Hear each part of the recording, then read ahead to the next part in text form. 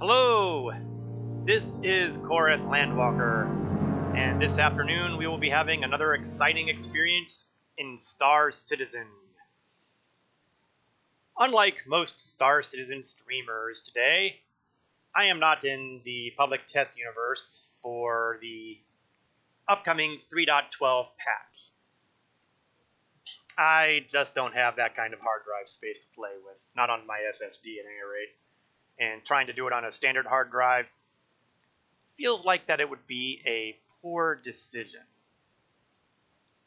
So, instead, we will be continuing the Aurora MR Challenge. For those who are coming in late, like missed last week's stream, I am trying to prove a little something here, that you can have a pretty good game experience flying the Aurora MR and earning enough money to buy a decent amount of equipment up to and including a Cutlass Black. Now, since I do these streams on a weekly basis, and since I don't have any great desire to not play for the rest of the week, I have a pretty straightforward method of keeping track of little details like the money. On the upper left-hand corner of our screen, we will see my starting funds, which, as you will see, matches my current balance. Every stream will start with that being equal. On the right-hand side, the upper right to be more specific, we have the profit made so far. What I will do is take a look at how much money I have at the end of my stream and add the difference between the two, between my current funds and what the starting funds were, and that value will be added to the profit made so far, less any expenses. And the any expenses part is going to be important because you see, I have certain goals to get to here for today. And the goals are going to involve my equipment. Right now, I'm wearing a bunch of stuff that I honestly should not be wearing. If I want you to be purely clean about everything here, as a player who just started last week, I haven't, but you know, remember the theory here is I'm going in and I'm playing and I'm hoping, theoretically hoping, to earn the money as a new player would in a brand new Aurora MR. So if I get to the point of all of this, my current goal is to be able to afford what I am wearing. Right now I'm wearing a TCS undersuit. I'm wearing Orc Mark 10 equipment. And I have weapons of, well, we're going to remove the SR-71 here because if I were just starting out, I would be kind of looking for the P6LR sniper rifle. And technically speaking, I should probably put on the default equipment on here, which is the default scope. It doesn't really matter because most of the work we're going to do today is going to be in the sky, or stars. And actually we want to swap out the sidearm to the S38. Specifically that S38. We're not going to grab anything that you can't get right now. And we're going to ignore for the moment the details about, oh, let's get the ammo nailed down too. I'm going to assume that I'm going to buy 10 clips of ammunition. And after today, we're going to more or less ignore that because, well, to be honest, with the money we plan to be making, it's going to be overwhelmed. Here's my S38. So I'm ordinarily, when I wear this kind of thing, I'm having 2 clips of sniper ammo, 3 clips of submachine gun ammo, and 1 clip of handgun ammo as spares. There we are. And you'll see that some of this stuff comes with attachments. I've got equipment on both of these. That's where the sniper rifle should have a tacit suppressor.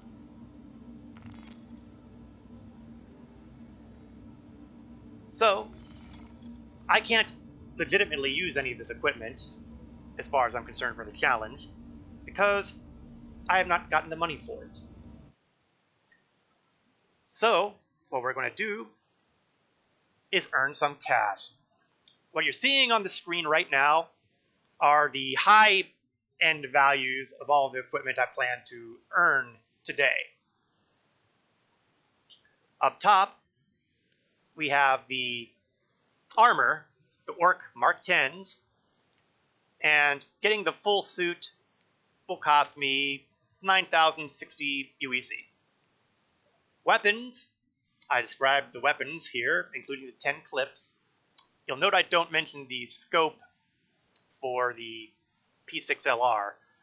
It actually comes with the 16 times scope. That's why I put that on there to illustrate that. That would cost another 14,121 credits. But the big goal here is to earn enough for the Pembroke and the Novikov suits, which are 15,380 each. And these are the hot and cold suits, for lack of a better phrase. There are moons and planets that get really, really hot, like flesh melting hot. For those, you want to have the Pembroke armor, so that way you don't bake. On the other hand, if you're operating on Microtech or one of those other frozen tundra kind of worlds, well, you don't want to freeze into a lump. You need something with good heating. That's what the Novikov suit is for. So our total goal for today is to have exceed the total profit of 53,941 UEC. That is the goal. Now you'll see that we're about 40k short of all of that. A little less than that. That's okay.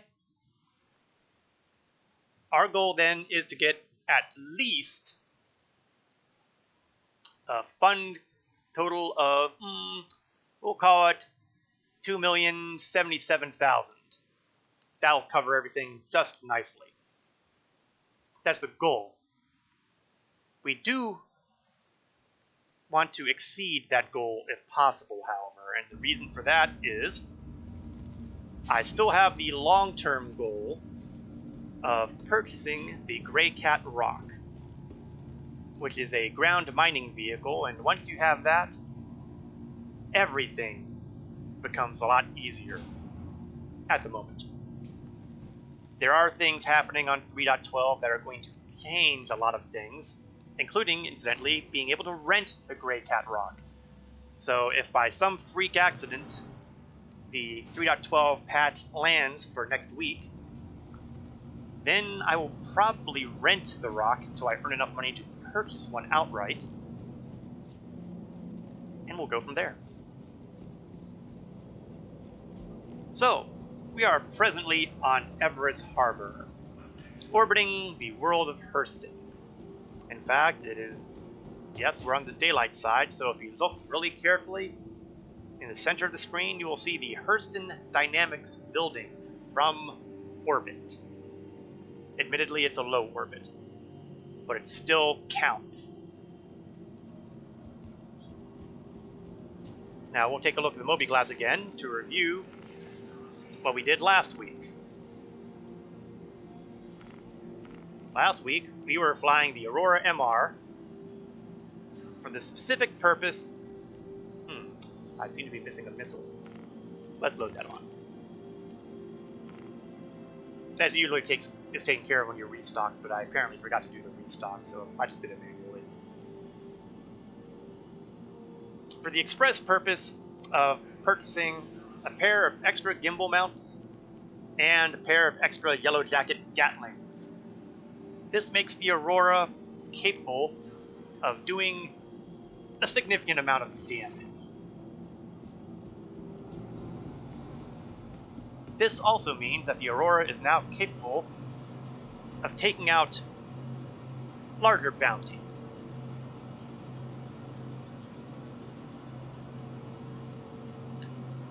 So we're going to pull up the ship onto pad 1.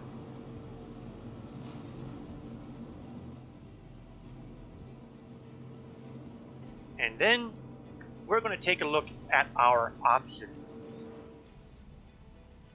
Because it may be preferable to not necessarily work for the good guys. Or perhaps it might be more accurate to say we might be working for the kind of good guys in a legal / not so legal manner. You see, at Hurston, you can be offered, if you have a reputation that isn't pure as the driven snow, personal missions that will give you authorized execution missions. Authorized execution missions are pretty well paying, and they're not incredibly difficult.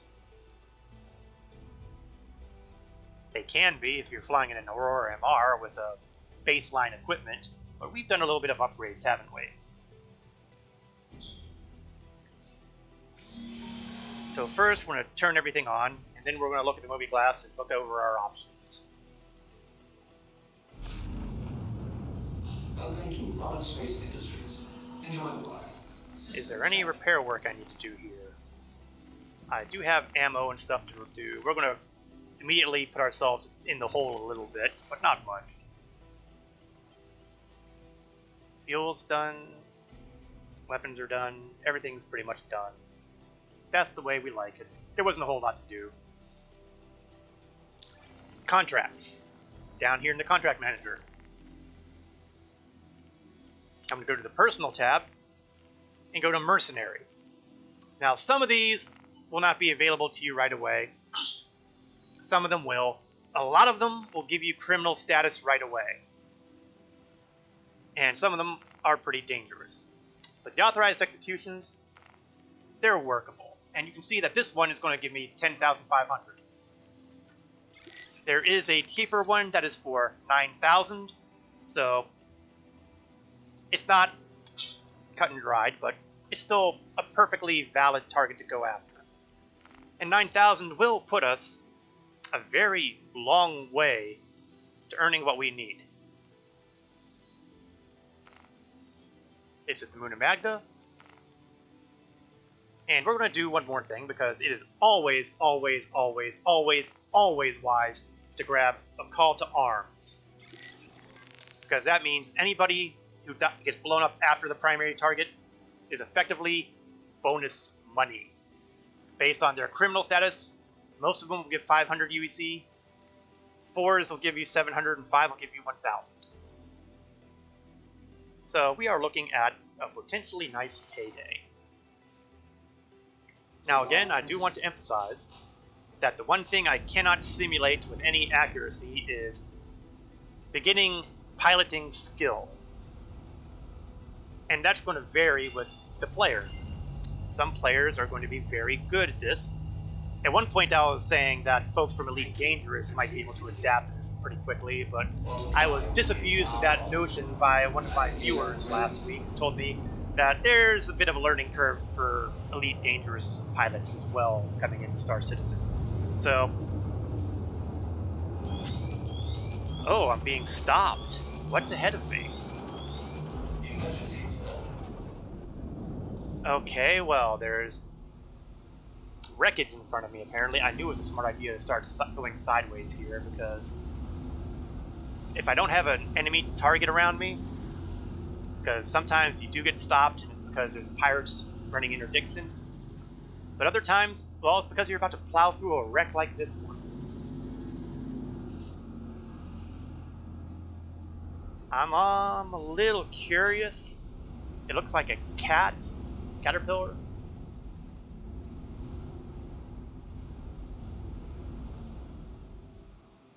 The problem here is I could try to search and see if there's any cargo boxes lying around, but there are very specific places you can sell that kind of stuff, and well, actually, the places that you can sell that kind of stuff, actually, this isn't a caterpillar, this is a constellation. So the cargo is probably not going to be nearly as pleasant.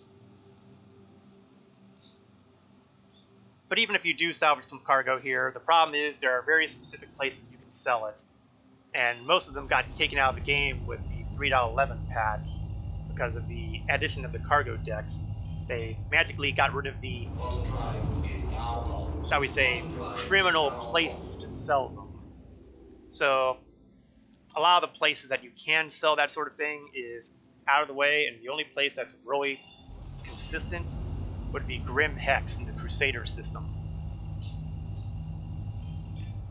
We're not going to Grim Hex. Not if we can avoid it. Although we might. Okay, I have my gimbal set, and I have my target right up there. Hi, Ashley. Ordinarily, I map all my weapons to one mouse key, but I forgot to do that, so... And he is flying a Cutlass Black. That is a dangerous sort of ship to be going after. The 9,000 credit ones are easier targets. You generally don't have cutlasses on that one. But you can, even with an Aurora, it is possible to blow up a medium-sized ship like a Cutlass.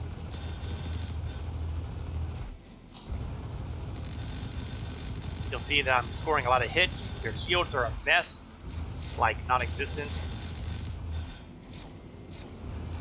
And it probably won't take too much more before I blow him into tiny little bits.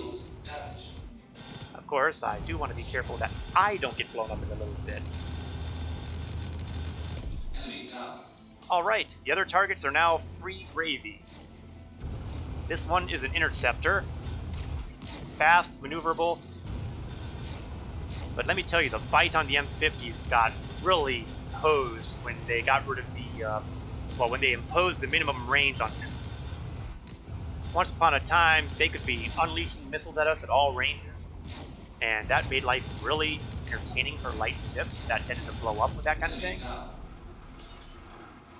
But things have changed. Now there's a minimum range, and suddenly they're not as quick on the missiles anymore.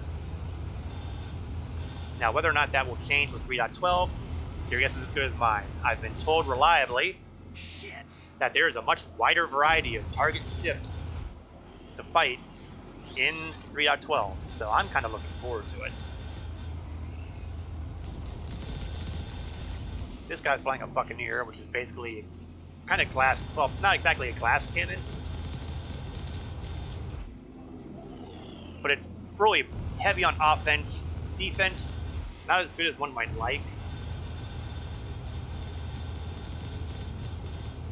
I am scoring plenty of hits, and from the looks of it, he should be going at almost any time.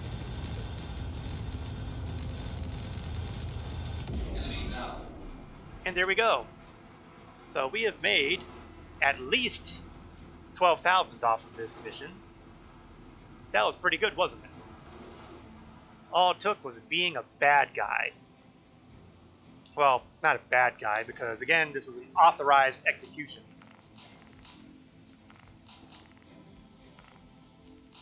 Doesn't seem like we have any more of those up now, and I don't really want to grab criminal status right now, because ending up in prison is not a good way to earn money. I know it's shocking, but it's true. And nothing else here is currently high value, so we are going to go back to... Well, I seem to have done enough of these things that suddenly there aren't any bounty missions hanging around out there, which is odd. And distressing. Okay, we have a 10,000 AUEC mission here. This is another fairly high value thing, but this could be pretty dangerous. And I don't know if I would have recommended it for a new player. On the other hand, the whole point here is to see what the Aurora is capable of doing. The whole point here is to show you that even in an Aurora MR, you can play the game and do decently. So why not go after this ECN alert and deal with what's on the other side? It tends to involve waves of attacks.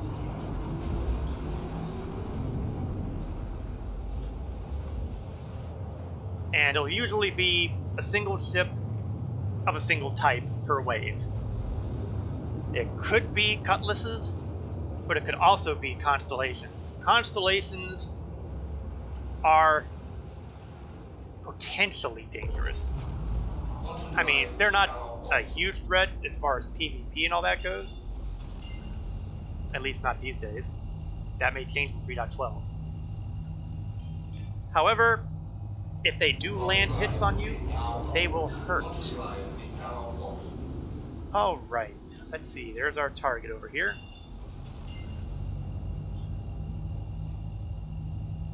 This will be a nice example to see how well the ship can hang with the bigger boys. It might just be a constant.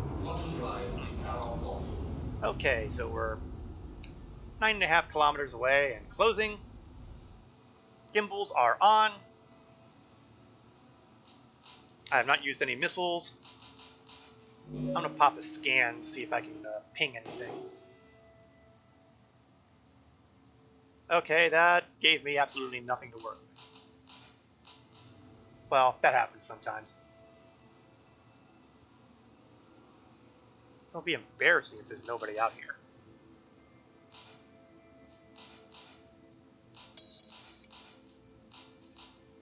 Okay, I see a friendly.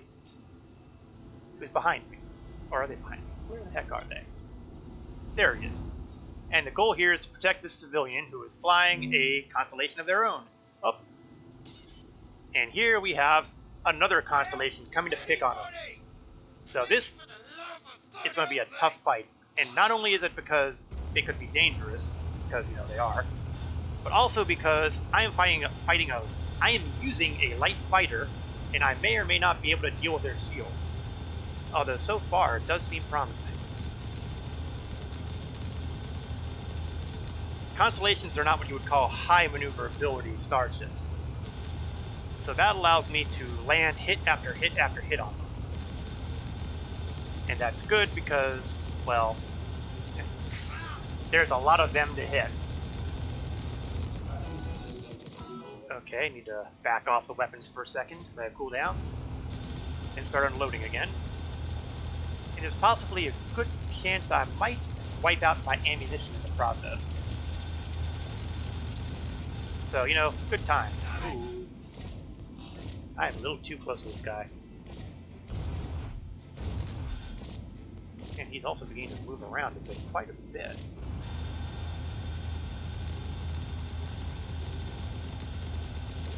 Now the bad news is, by taking out each of these guys, the call to arms does not apply because they are part of the primary mission.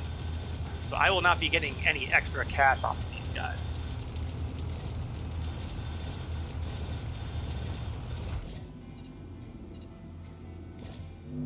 %62% of his health is gone. Oh, and that... Well, that last 62 went pretty quick, didn't it? Unfortunately, he has friends, and more of them. 2 of them. Whoa, this is going to be a tough one, because now I'm having to fight off 2 constellations at the same time.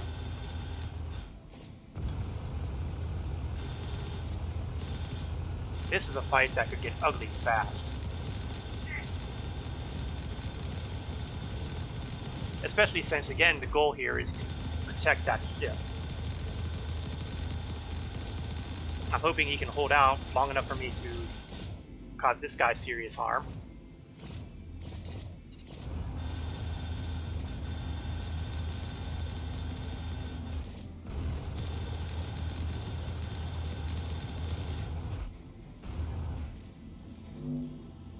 %, not great.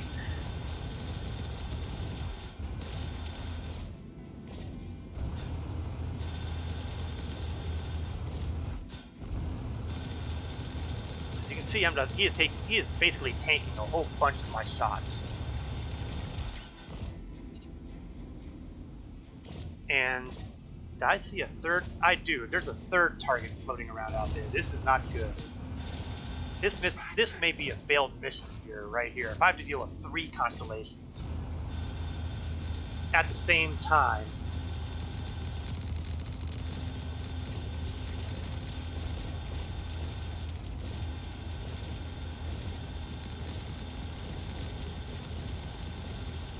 Hurry up and die. 78% health. He's in good shape, but as we've seen, if you get the hits in the right spot at the right time, that number can go down fast.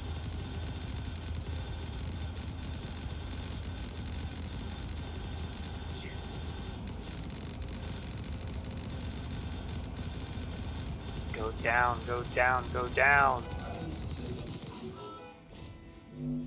50%.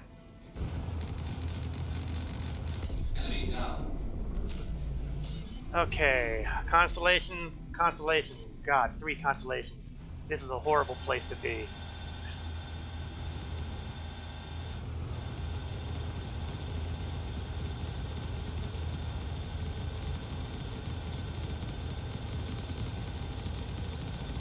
Still, he's complaining fast. Whoa. It's always entertaining when they suddenly start doing weird acrobatics.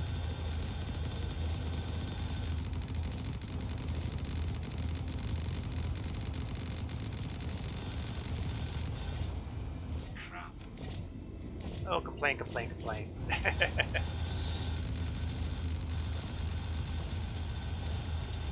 Whoa, down. The problem with highly maneuverable ships and fast ships is sometimes it's very easy to get in close and get perhaps too close.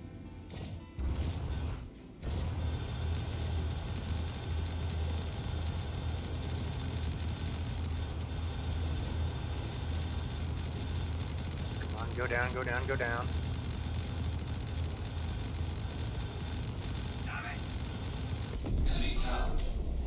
One more. And I think he's just noticed me.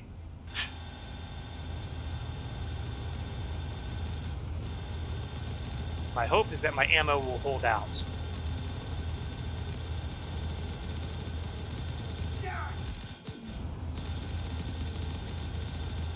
As long as my ammo holds out, I should be able to win this fight.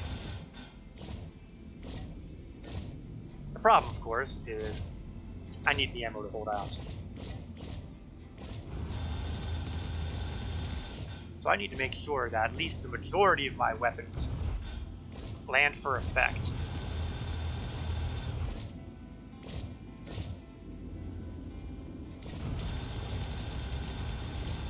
Ooh.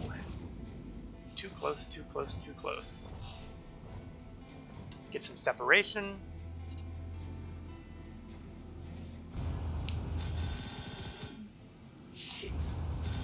And then we start hitting them again.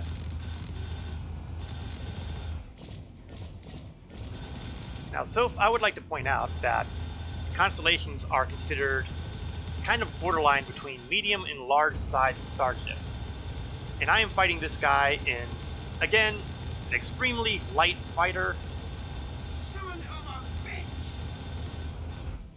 Oh, someone's having a bad day.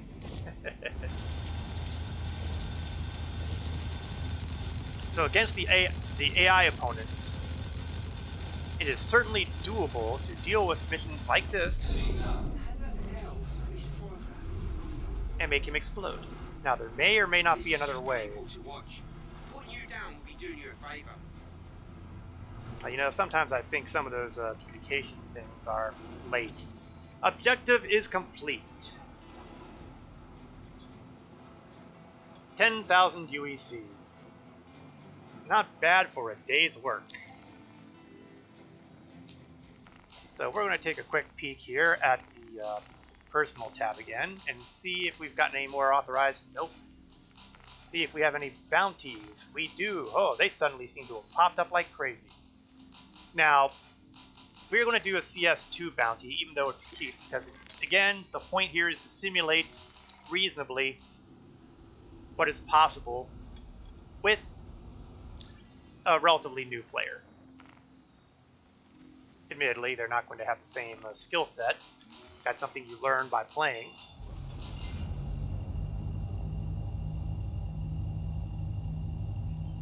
But after we take care of this one, we did a couple CS2 bounties last week, so I want to consider this mission to open up CS3 bounties, which are reasonable.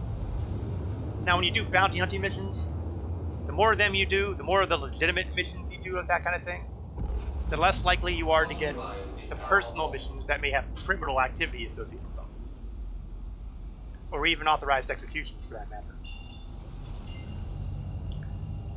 And that's going to be even more solidified with the 3.12 patch, because that will be introducing reputation. Persistent reputation. And when that happens, everything you do is going to be tracked. And hopefully you'll be able to see the track somehow. I have no idea if you will or not, but I hope you will, so that you can determine if you want to be on the side of the Angels or the other side. And I don't know what kind of situations would allow you to effectively reset rep. I don't know if death will do that or not. Or prison time or what have you. Okay, I am taking hits, but so is that Mustang Delta. And it also occurs to me that perhaps I should not have taken this mission before I restocked my ammo supply. Oops. Everybody makes mistakes. So my next stop after this guy is going to be restock. Is that another target I see out there? Yes, he is.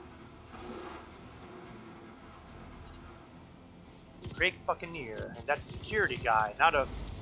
Well, I don't think it's a player, but let's double check. I'll do a scan on him. Oh, that's bounced off something. Okay, that's what happens when you're not paying attention and you decide, hey, let's see what's out here. Oops.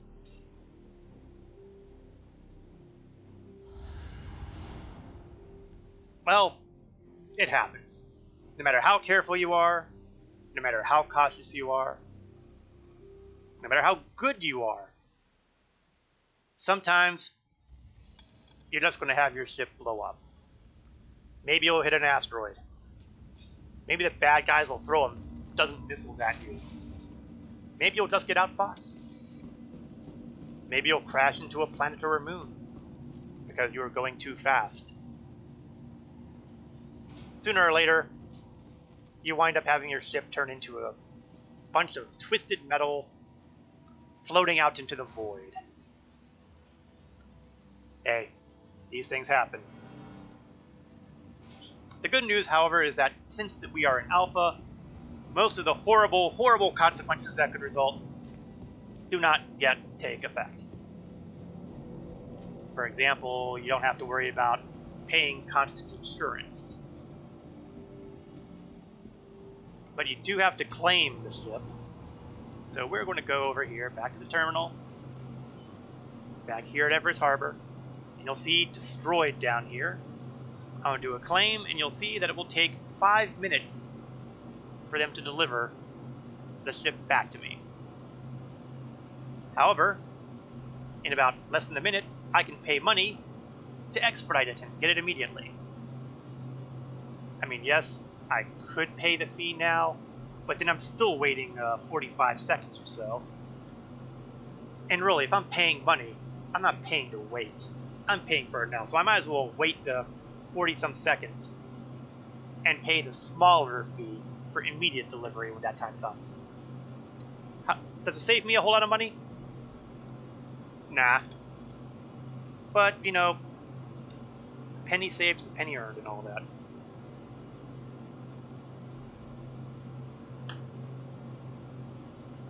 And it will come back completely restocked. And, as an additional bonus, all of the components that you put on it will still be there. However, I do feel the need to throw this cautionary note out. That will not always be the case. The time is going to come where components will have to either be insured separately or just replaced when you file a claim. When this will happen, your guess is as good as mine. But that is what they envision, and I see no reason why it will not happen at some point. But until then, everything that was on the ship when it got blown up is now going to be back on the ship once it's claimed. And this is one of the benefits of flying light fighters, because they claim fast. If you're claiming a carrot, for example, it'll take like 50 minutes to go through the processing. And your expedite wait will be substantially longer than 1 minute.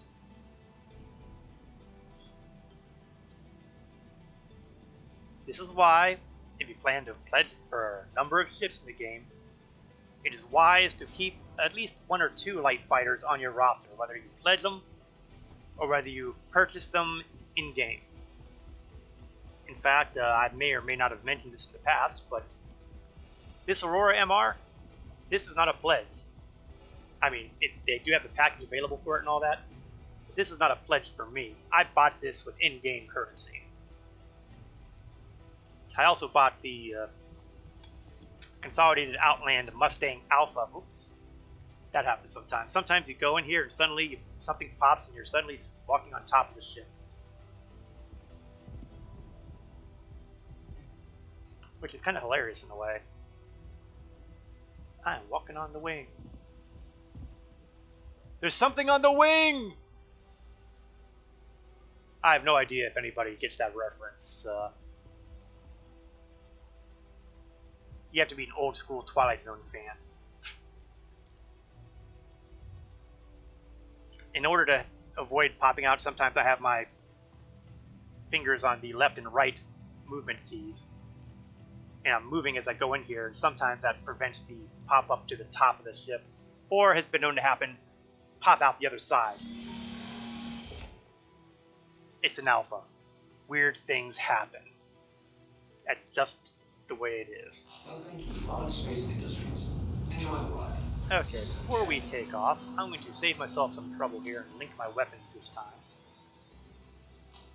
It hasn't made that big of a difference, but we did take out that CS2 bounty, however, and that means the CS3 bounties are now, as far as I'm concerned, open game. Still no execution missions. I mean, we have a bunch of these other missions here. I have been authorized to scan your vehicle for security purposes. Please halt your vehicle and stand by. Ah, Hurston Security, my old nemesis. There are ships run by the AI for the good guys, like Hurston Security, who will occasionally stop you and scan you for contraband. If you don't obey them, that's a 20,000 credit fine. Okay, thanks.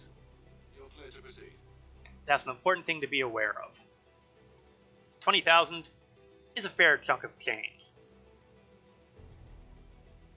And that would certainly cut into their profits here. Okay, we did not have any luck finding an execution mission here, so we are gonna bounty hunt a CS3 bounty. 5,000 credits, not including the bonuses for anyone hanging around.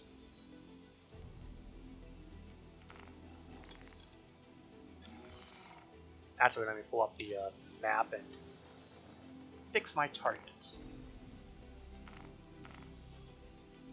Aberdeen. Take off complete. Fun fact about Aberdeen, Landing gear for ready. those who are new, Aberdeen is the location of Klesher Rehabilitation, Quantum drive is now off. or in other words, Space Jail. If you've been bad and you get taken out by a bounty hunter or by security personnel, you will wind up in that prison. And the only way out is to either serve your time, cut down the amount of time you have to serve by doing mining missions inside or fixing oxygen kiosks, or you can try to escape. Of course, escaping requires you to have partners in crime. Quantum drive is now If they're not around, you're more or less out of luck. Okay, they're giving me my target over there, but the problem is that to get to him, I'll have to plow through the planet. Well, the moon, technically.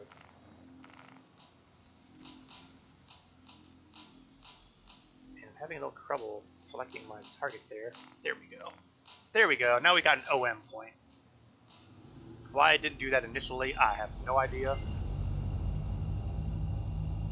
Not complaining. It happens.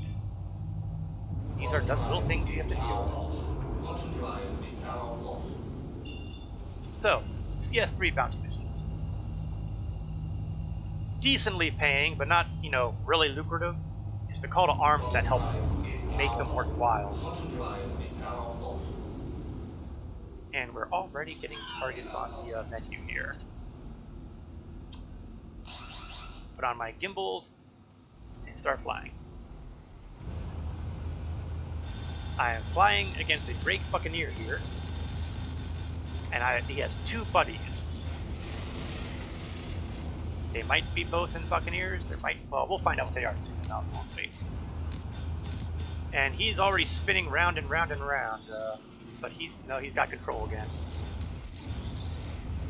He is doing a pretty good job on evading my fire. But not good enough, apparently.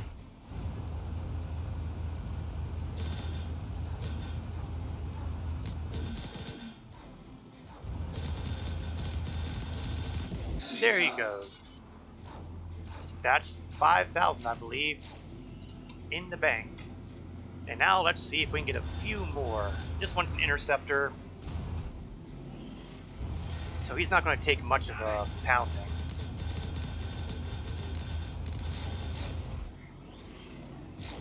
He's fast, he's agile, but I'm pretty fast, and I'm kind of agile.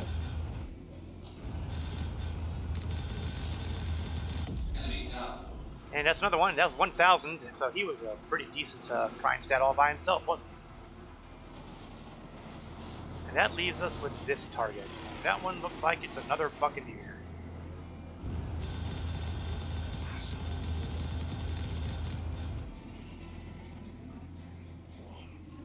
One of the things that you kind of have to be aware of when you're doing these fights in here is that you are fighting in a, for lack of a better phrase, an asteroid field. Where all these rocks came from is anybody's guess. I suspect that they're former moons that were mined, well, maybe not moons, but they were something that got mined out. Oh, and there's another ship here. Who are you? Are you a Hurston security guy? He's a Hurston security guy.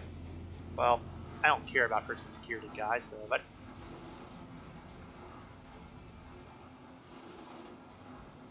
I hope he's not trying to pace me, because that means he's getting ready to scan me down. Let's get a little further away from him, if I can. There we go. I don't need him trying to scan me the second before I hit the quantum travel button, which has happened. And then, bam, 20,000 credit fine. I think that we will be in agreement here that that would not be pleasant. Ah, here we go. Here's that 9,000 authorized execution warrant I was talking about earlier. And not far away. I mean, he's around the same moon.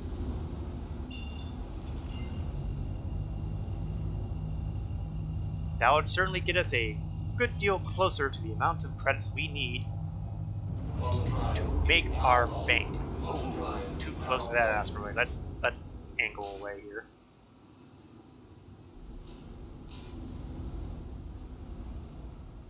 Now, where is my target?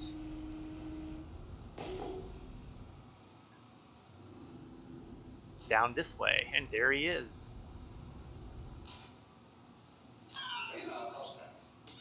Thank you. That is the target we want to take out. He is flying a Mustang Delta. Well, it is a low end of the authorized executions.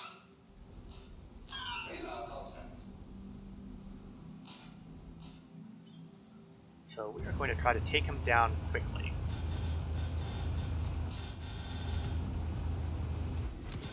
Okay, it didn't work as quickly as I would have liked, but you know, that happens.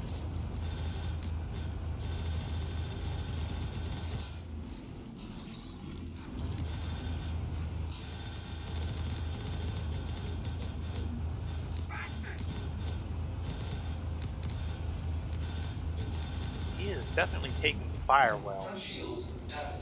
Oh, and I'm taking fire too. I better seems maneuvering a little bit. Uh-oh. Flying just a little too close there. I'm not 100% sure he's in complete control.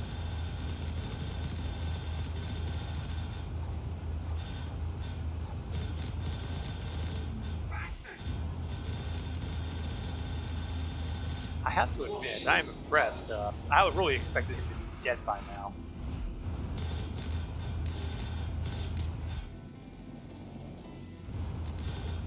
Of course, the way he's spinning, it won't be long.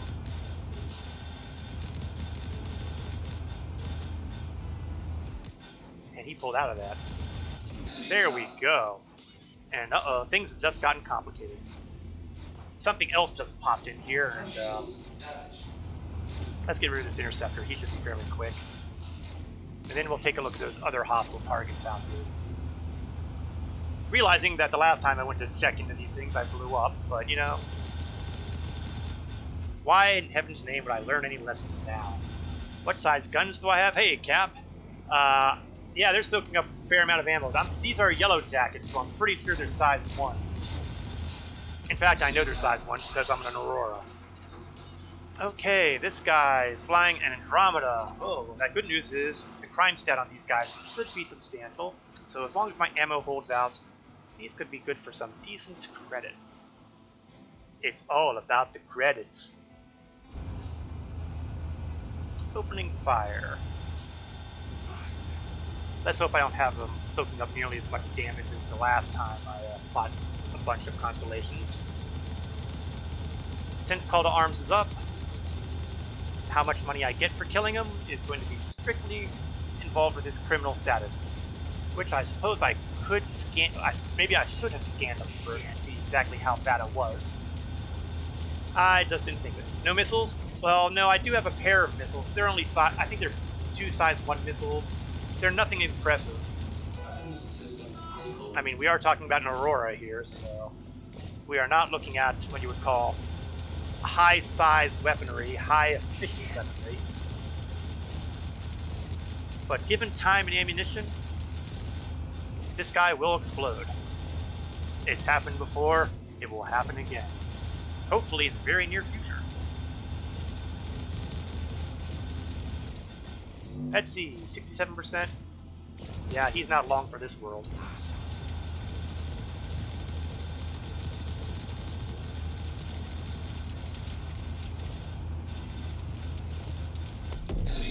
And that's one. Ooh, 1,000, not bad. And this guy is a Buccaneer. Well, he's not going to be... He's hardly worth blowing up, but... it'll still account for the cost of ammo used to blow him up, so why not?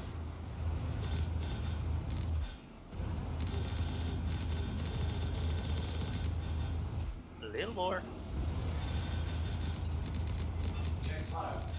Oh, I must have accidentally hit the caterpillar over there.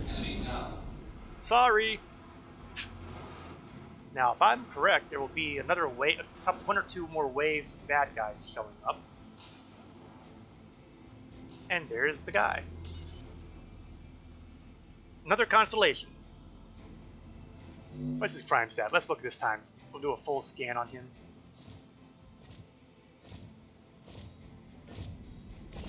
It's not going to tell me. Well, that's rude. But he's red, so as they say in EVE Online, if it's red, it's dead. Have I died or had to backspace during my Aurora missions?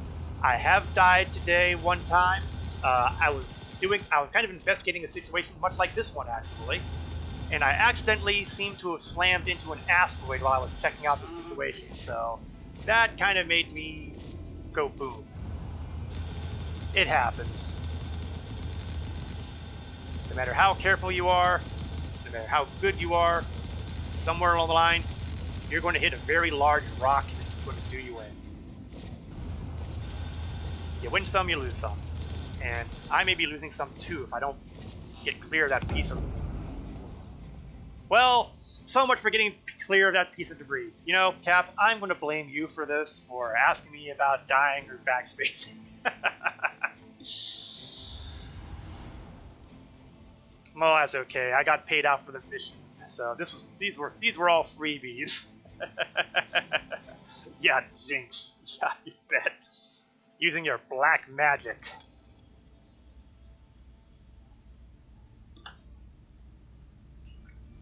This feels like an appropriate moment to look in to see where we stand as far as the money goes.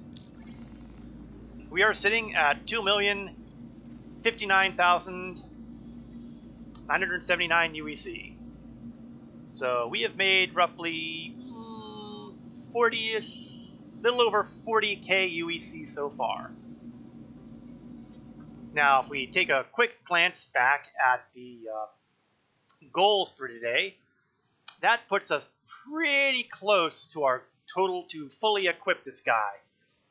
Our goal, remember, is to profit it up to 53,941, and actually,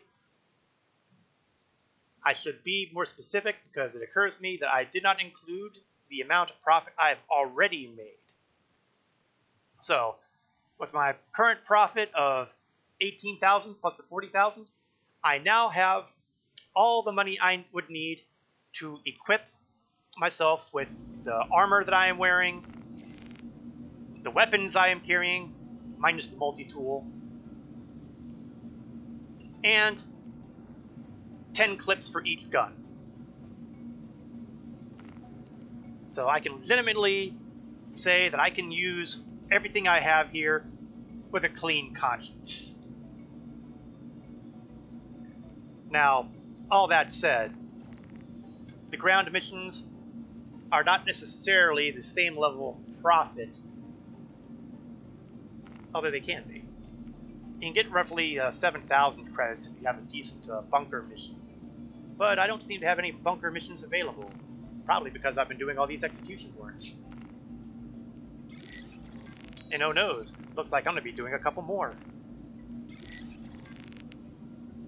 After all, the goal is not to just get the money for the equipment, but also to make my way to being able to afford the Grey Cat Rock. Spoiler alert, it will not happen during this stream. But I can't rule out the possibility of it being the next stream. Especially if 3.12 lands. Because if 3.12 has landed by then I am going to use the profits here to rent out a rock, and I will be able to, in an astonishingly short period of time, be able to afford my own personal rock, unless the price tag of the rock goes up in game. That's a very possible sort of thing.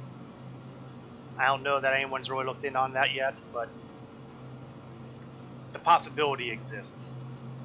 Okay, we will wait 1 minute for the expedite time to get down from whatever it is to instant, so I don't pay for waiting.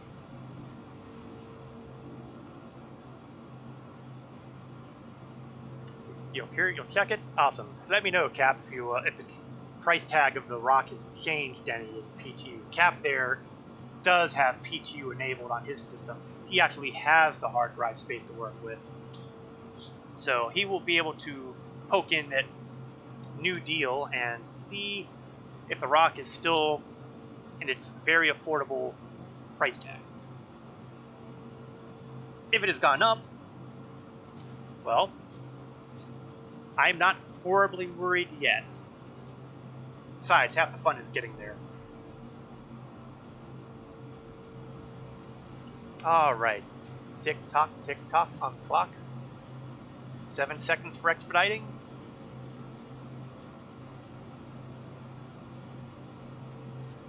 Bang. Instant. Pull out the Aurora MR.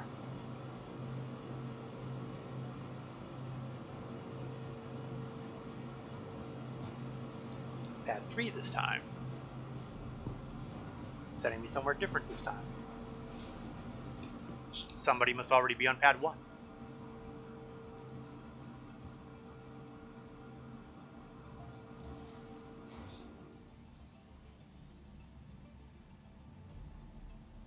Now, when you look at these authorized execution missions with their 9,000, 10,000 a pop, you can see why Hurston is one of the more popular areas to be as far as doing missions. I'm not sure that the Planet Crusader has anything that's comparable. And Arcor and Microtech are,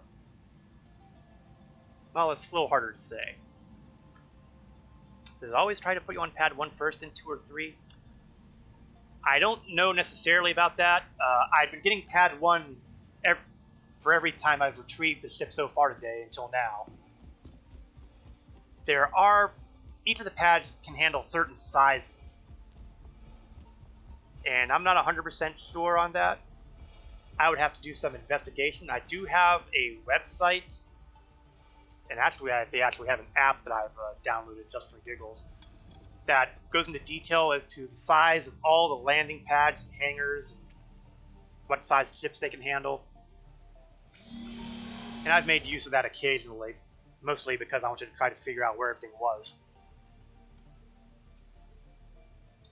Alright, let's link up the guns again.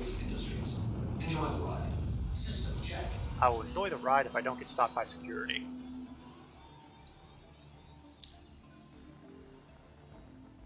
Is that the one I'm tracking now? Let me check, make sure that I'm tracking the... Yes, I am.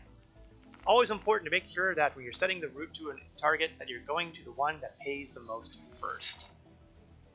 Just in case.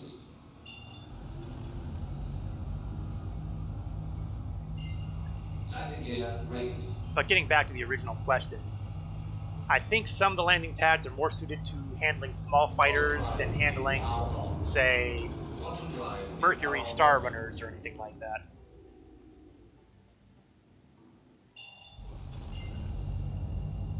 So I think that, depending on the ship you're pulling out, it will put you on certain pads. Now, obviously, the larger pads can handle small ships too, so if all the small pads are handled, and there's a free large pad, they will probably put you on the large pad. I've seen it happen with other ships where, say, the Carrack, I was able to go in large hangars, but sometimes all the large hangars were handled, so they put me in the extra large hangar. Which I liked because, hey, it got me free and clear. Where is this trying to send me? I have a free line on this target, and yet it's trying to bounce me. Sometimes I don't understand the way they do their tracking in this game, or their navigating for that matter. Ah well. I just simply go back to the Star Citizen mantra. It's an alpha. It's an alpha. It's an alpha. Oh, this is going to be dangerous. They're putting me in the spot where I'm literally skipping through the atmosphere. Hopefully I'm not going to be skipping through the surface of the moon. Oh, only one way to find out. Showtime! I am still alive. I'm a little surprised by that, actually. I really was expecting to plow through the moon. And it still didn't take me to my proper target. Okay, something very weird is going on here. Okay. It popped me to a different target. That better not be for some security. No, it's straight Caterpillar, which means there's probably some bad guys around here. But unfortunately for Caterpillar, it doesn't pay as well as authorizing the execution, so bye! Good luck with the pirate there. It's a hard world.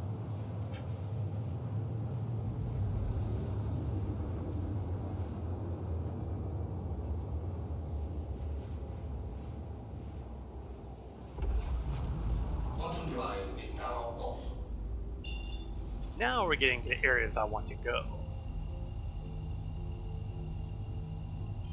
I'm expecting significant opposition.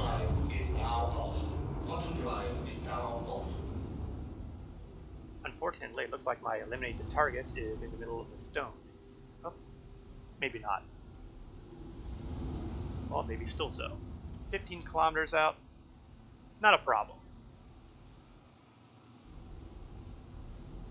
Oh, it does kind of scoot my way across the side of this asteroid. Crank up our speed a little bit, just to close in faster.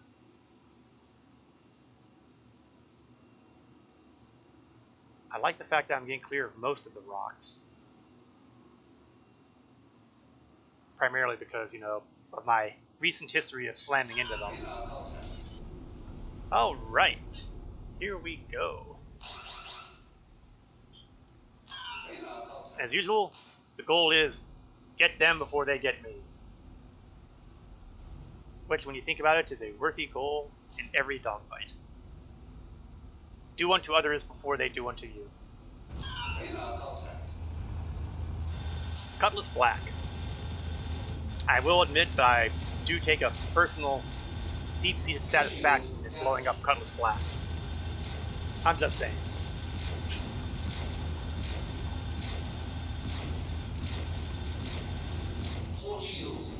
Oh, I am taking some hits. Let's try to avoid getting hit.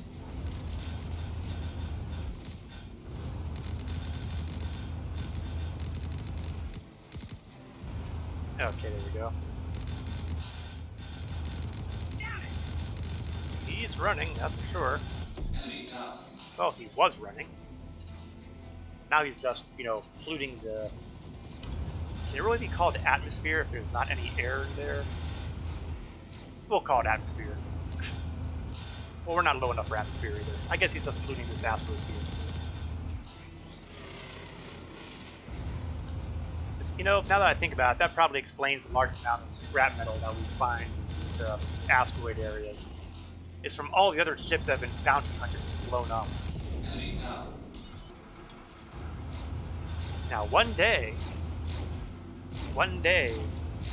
the scrap that you're going to be creating by blowing these guys up will be salvageable, and certain ships will be able to, presumably, grind them up into useful materials, and you'll be able to sell them at places. Someday.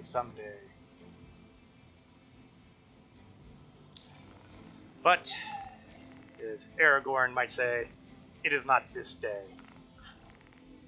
Okay, let's make sure I'm tracking. I'm not, so now we're tracking him. It's probably the area I was earlier. Yep. Back to Aberdeen.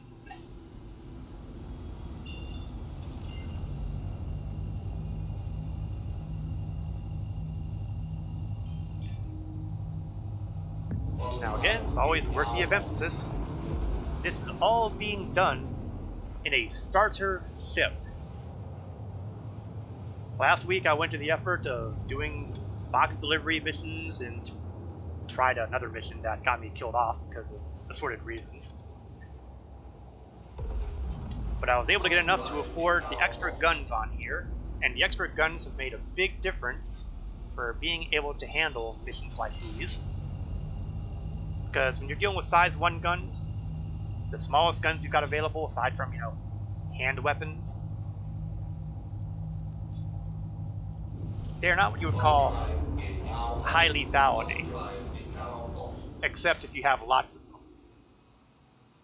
4 guns is a big difference over 2 guns. I wouldn't have even tried to deal with the Constellation Andromedas with only 2 guns, because that would probably have had a hard time getting through their shields. I'm sure it would have done it eventually, but, well, we saw how long it took to take out the Andromeda constellations. Sorry, Constellation Andromedas. Let's not get the name backwards. The folks at RSI would be upset. Let's keep the manufacturers happy. Now, the other downside of these guns is that, you know, they're not exactly long-range weapons, and some of these guys do have long-range weapons because they're shooting at me already. But I'm shooting back now. Mustang Delta, not surprising, not worried. Mustang Deltas are Okay, they're more formidable than Alphas maybe, but they're still Mustangs. That said, they certainly do seem to have a decent tank. Or maybe not. And another Delta.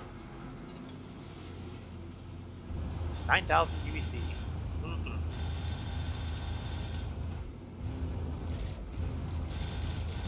Making them money is good.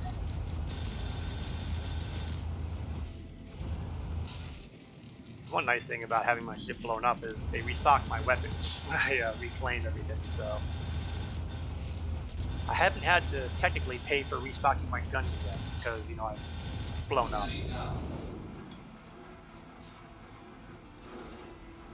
Mildly embarrassing, but... 700. 700. Is 700 even an option? I'm gonna go back here to the call to arms here. Oh yeah, I guess 5-4 was 700. I don't know why I thought it was 1,000 and then something higher than that. Wishful thinking, most likely. Another warrant. Sadly, another 9,000 warrant. And I just want to point out something here. We have a mission here called Call to Arms. Do not confuse it with the general mercenary mission of a Call to Arms. The free money, a Call to Arms. Crime stats come from Call to Arms. It is important to keep these separate in your mind. Otherwise, you may find yourself not getting extra money, but rather getting criminal status and having horrible things happen to you, and I think I'm right next to where I need to go, practically.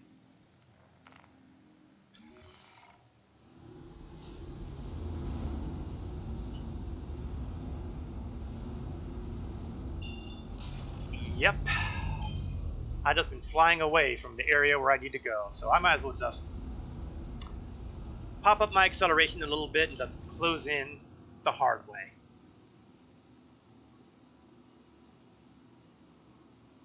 I'm probably a little too close for a quantum anyway.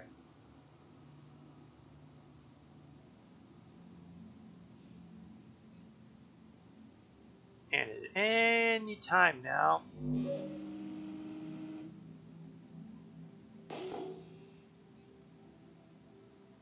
I guess they don't spawn until you actually make the rendezvous beacon. Okay, let's slow it down here because the last thing I want to do is slam into a rock. I mean, I've done that enough times today already. Let's not embarrass myself further. Unfortunately, I'm here at the rendezvous beacon. Flying around the rendezvous beacon.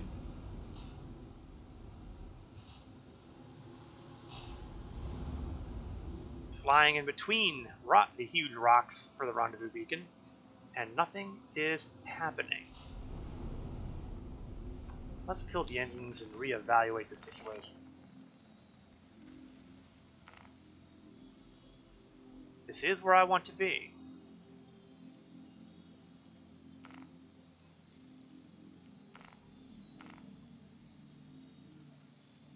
Theoretically, it's where I want to be. Yeah, it's right here. Well, this might be a bugged mission. These things do happen sometimes. I might have to abandon this one.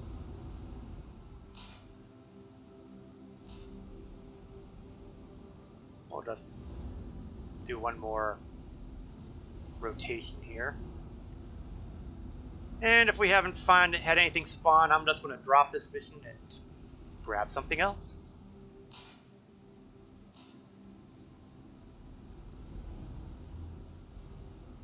But it sure is not looking promising, is it?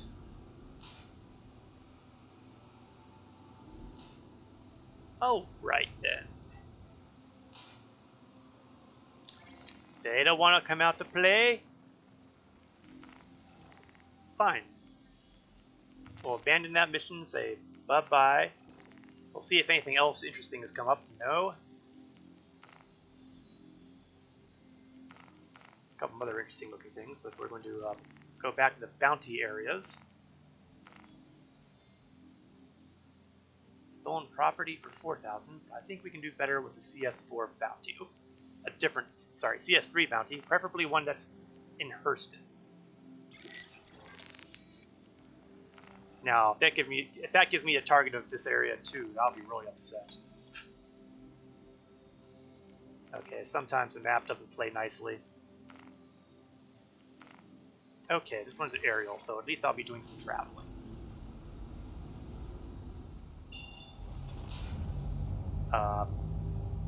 Why am I not getting a proper...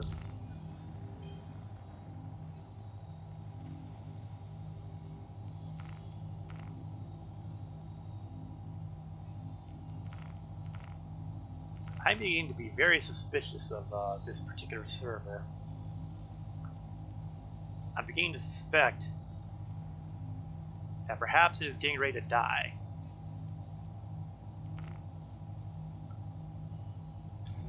Oh no, it seems to be working again.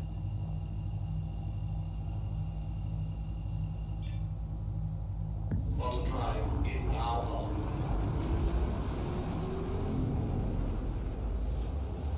Alright. Zoom zoom. With any luck, bounty targets will be there. Water drive is now off.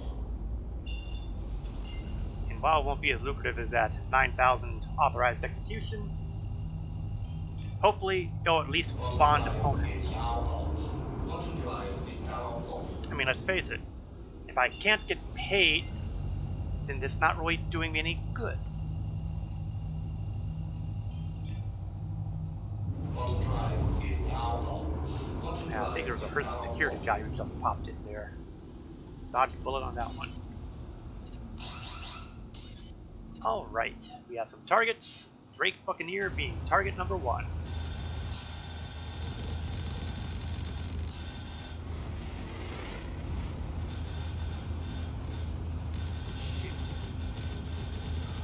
He's not going to last much longer, not be spinning around like that.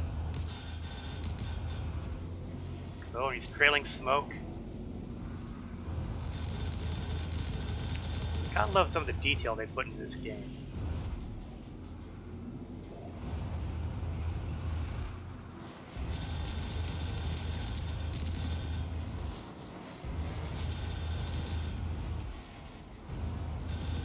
Enemy down. One down, and everybody else is gravy. Another Buccaneer. So, 5,000 so far.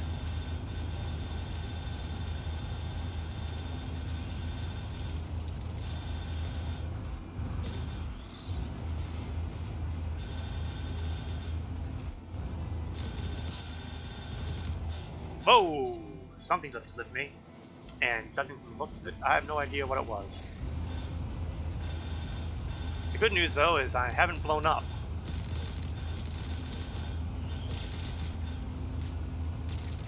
Enemy down. 1 to go. And it's another Buccaneer. That was 1,000, so we've gotten 6,000 on this mission.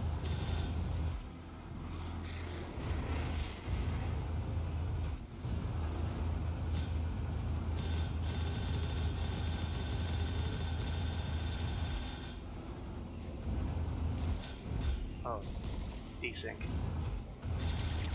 Love it when they just hop around because of the occasional desync issues. Oh, piece of metal. Let's try not to hit that. Of course, last time I said something like that, I ended up hitting it. And 1,000 for him. Well, those guys were definitely bad people. 7,000 total on that mission. Not bad. Purchasing a rock is right now is 172,000 credits. Well, that doesn't sound like it's changed very much then. I'm pretty sure that's about what it is in live. So the rock is still looking like the really affordable method. Checking on rentals soon. Well, I imagine that the rentals will be a substantially lower number, especially for a single day.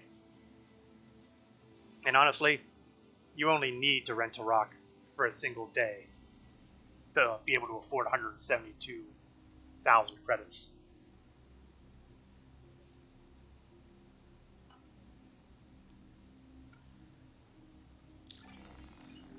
Alrighty.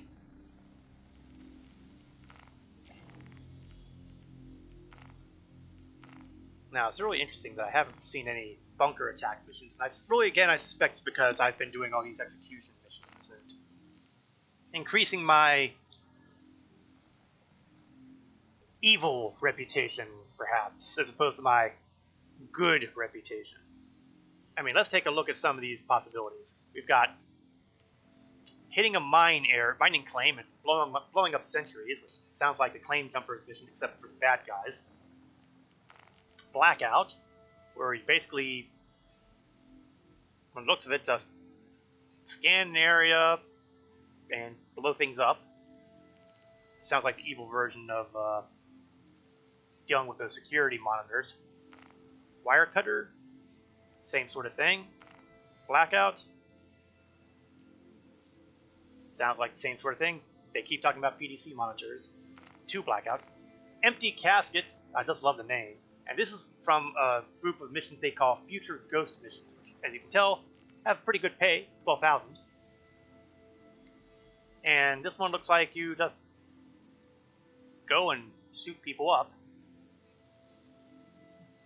These will get you criminal status. Disarray? Oh, this is one where you can take out the communications array. You can get paid for taking out communications. Man, that's a nice situation. And it pays pretty good, too, 19,000. Of course, they're also guarded by some pretty nasty turrets, which, when you think about it, is not so different than the turrets you'd have to deal with on the ground. Except those you can find ways around. It's kind of hard to find a hiding spot in space. Another one which looks like it's straight executions. This looks like the evil bunker busting mission. And this one would be the authorized execution for the bad guys.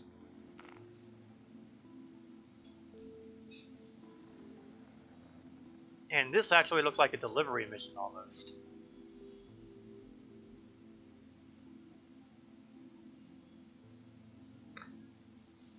I'm kind of thinking about it. The problem, though, is that you gotta fly him over to Lorville Gate 5. And finding a place to land around the Lorville Gates is a little challenging. And by challenging, I mean it's gonna probably be a pain in the butt. So what we'll do... Actually, I'll tell you what we'll do first. I've been doing a lot of missions here, and let's make sure that my ammo count is still decent. My ammo count is more than decent, so I don't really have to stop in anywhere to reload or rearm or anything like that. Well, I did bounce off of a guy, though, didn't I? I did bounce off of a guy. So I think it would be wise for me to land somewhere and at least try to repair. I don't know if Lathan and Bezdek will allow me to do any repairs. Once upon a time they would, but things have been wonky for a while on that front. But it will also give me an extra opportunity. Possibly. Unfortunately, sometimes it doesn't want me to jump, so I have to break line. Okay, that was just weird.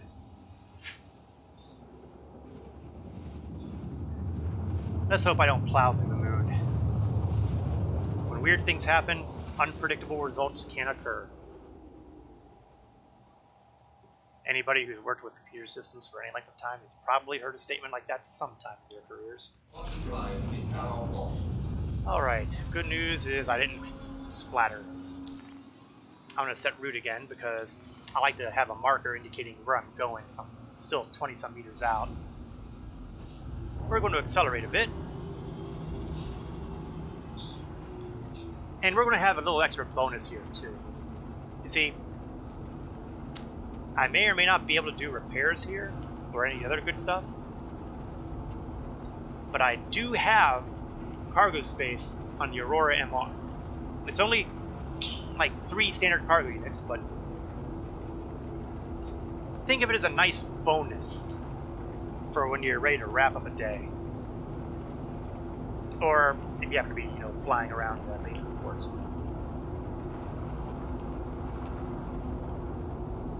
Oh yeah, maneuvering is a little challenging. I'm going well above SCM speeds.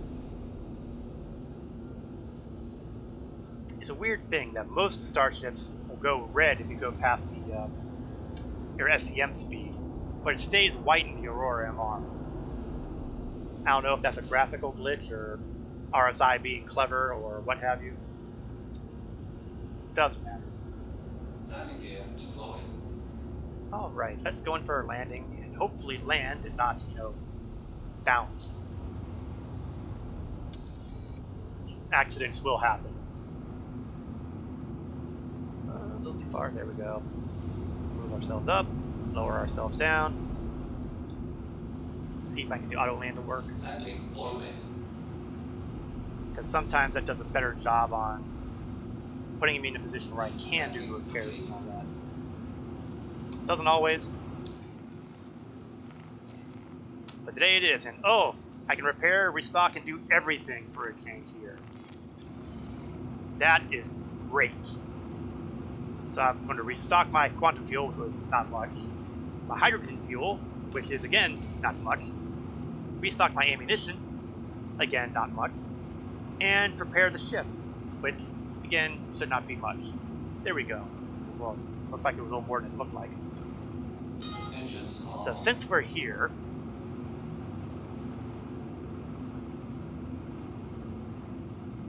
let's hop on outside.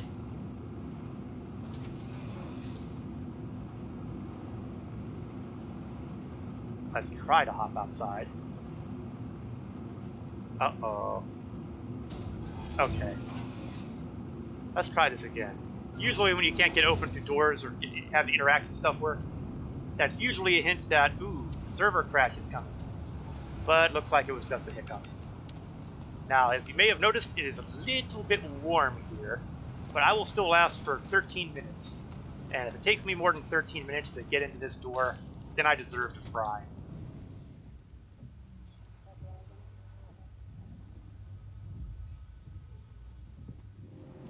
Alright, so we're going to go to the shipping console and see what they have to buy. Again, 3 standard cargo units, that's not going to be a whole lot. The really useful stuff is Laranite, but Laranite, as you may have guessed, is pretty popular because they have no Laranite here. Shock. So, go with the next best thing, Titanium. For a whopping 2,131 credits. Clearly, this is going to break the bank. And if you think that that will probably not give you a whole lot of profit, you're absolutely right. Now, there are some things out there that will give you a pretty good profit for 3 standard cargo units. They tend to be illegal. Like drugs, like Slam, Widow, Etan, and all those other nasty sounding things. Now, I could have sworn that at one point you could see the cargo, and it would be under here. And at one point you would see the boxes underneath here.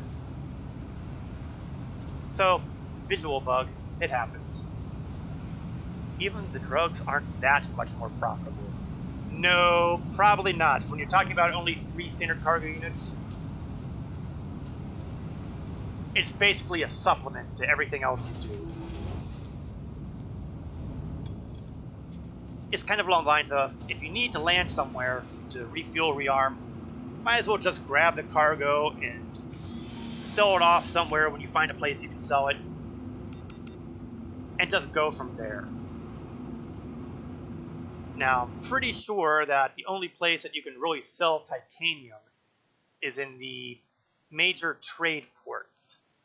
But I'm going to do just a fast check, just in case it might show up at a planetary, well, not planetary, but a location other than the obvious. Unfortunately, everything I'm seeing is basically either a space station, a landing zone, or somewhere that is off the grid. And off the grid is more of a pain in the butt to get to than it's worth for 3 standard cargo units. Engines are on. So, with that in mind, let's take a look at our contracts. Any more executions waiting to happen? Why, yes, we have one right here. Here's a 10,000 one. We like 10,000 credits. 10,000 credits allows us to get closer and closer to the ultimate destination. Actually, I shouldn't even bother setting a course yet, because I need to be at least a few thousand meters above the surface before I can safely plot a course. Every 10,000 credits I get gets closer and closer to the rock. As Cap pointed out, we're looking at roughly 172k. So if I'm getting 10,000 per, it's not hard to do the math.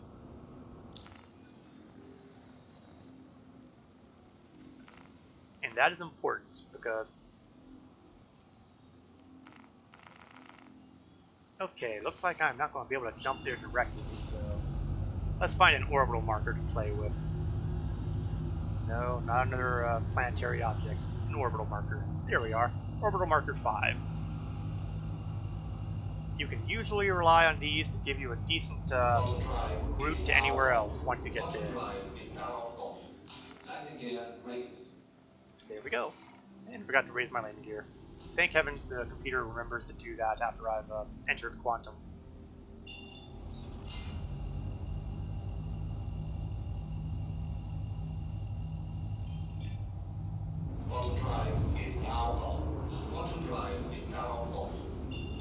Okay. Our next destination is the moon of Ita.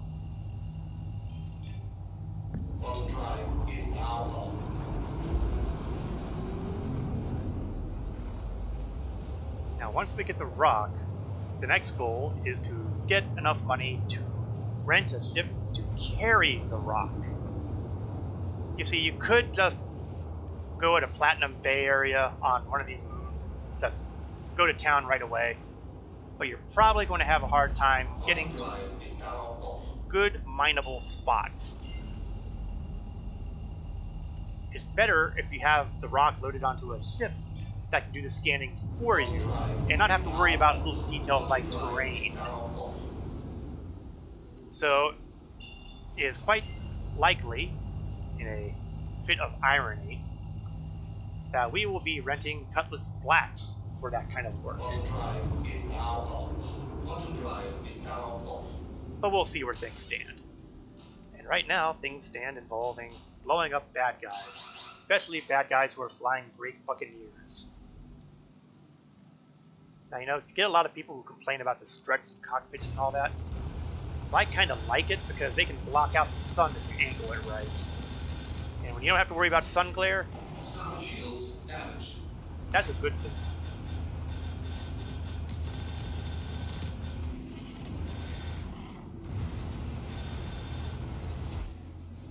Come here, Buccaneer. I want to share bullets with you.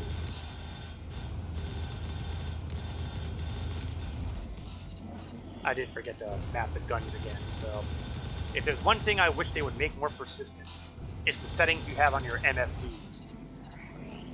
Your multifunction displays always reset themselves every time you get in and out of your seat in the cockpit or anywhere else.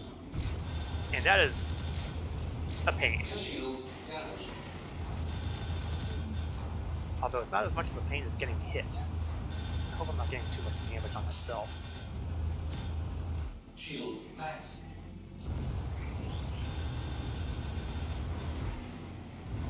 Buccaneer does not want to go down.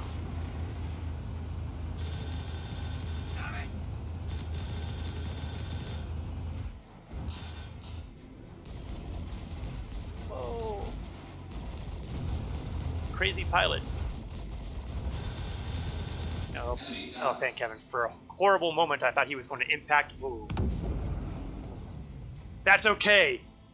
I got my pay. Okay, 1 day rentals around 4,300 credits. 30 day, 80,000 credits. Yeah, that is what you call really affordable stuff. 4,300? That's like one mission here. One decent bounty mission, and you've got enough to rent a rock for a day. In that amount of time, it takes you no time at all to get the amount of money you would need to buy a rock.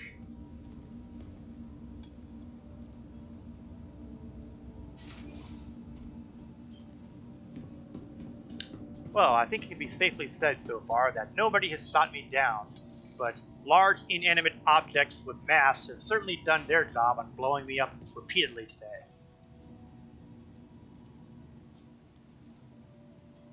There's probably a moral to the story here somewhere.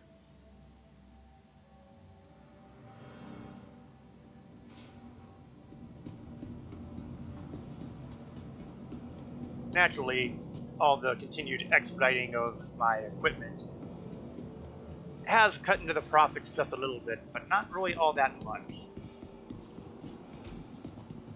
It's a benefit, again, of using a light starship.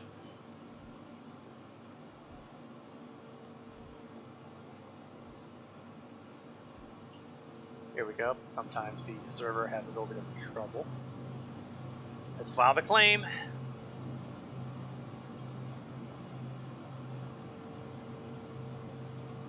Yeah, see, 329 credits, compared with the amount of credits I've been getting, that's nothing really. Let's see where things are at, shall we? There we go. We started today with 2,017,000. So far, with still a half hour to go here, we've gone to 2,095,000. So, we have gotten not quite 80,000 credits in profit. So I'd be able to do the 30-day rental of the rock from just today's work, if I didn't spend on little details like the Pembroke armor, the Novikov armor, the weapons, the undersuit, the armor. And technically the undersuit was basically a luxury item because you already start the game. And so is the helmet technically. Because you start the game with an undersuit and a helmet. Just the standard Odyssey stuff. In fact, why don't we just take a quick look at that. We'll swap down to that.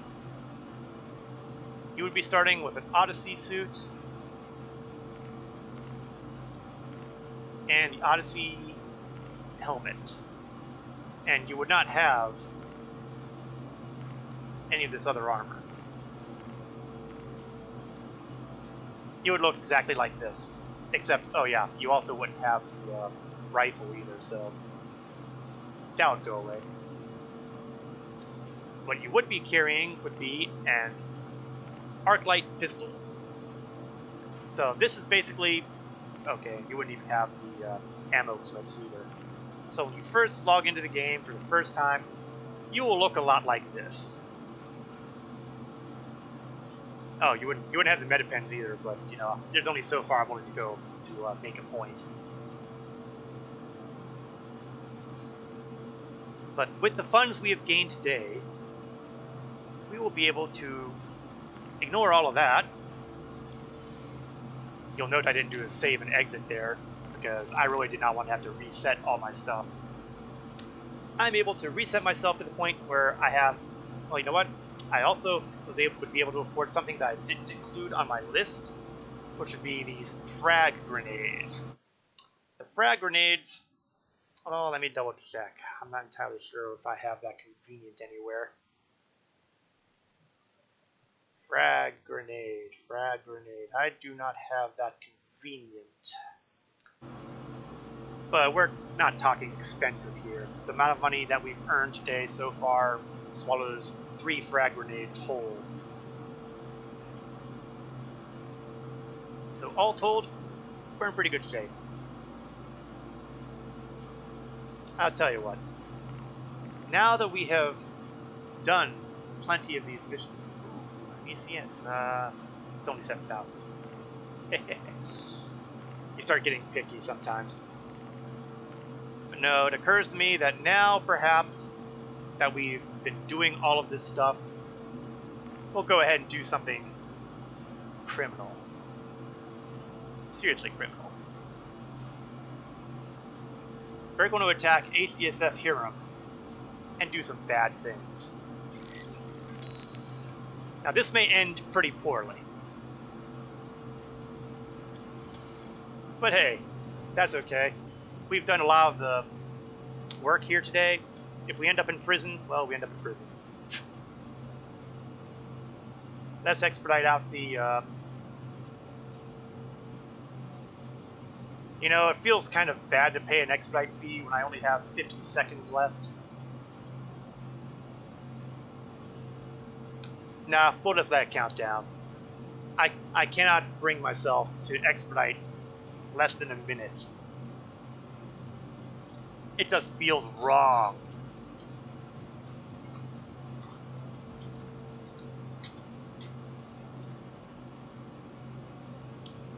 So, what is likely to happen is we're going to approach the target, it's going to have turrets, it's going to blow me up, and I'll wind up in prison.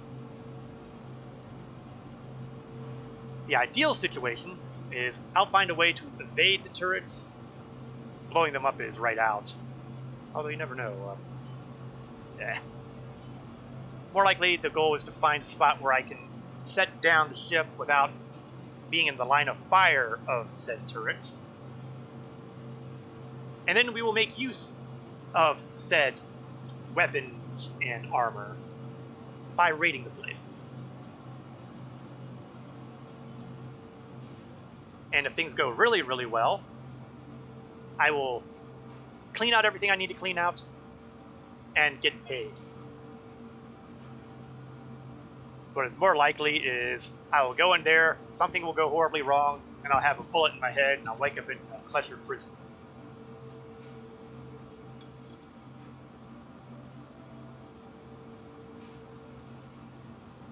But I think it's more interesting. I think it's interesting to give it a try because you know what? This is not a mission I've ever done before, so I'm kind of making assumptions that this is how it's going to work out.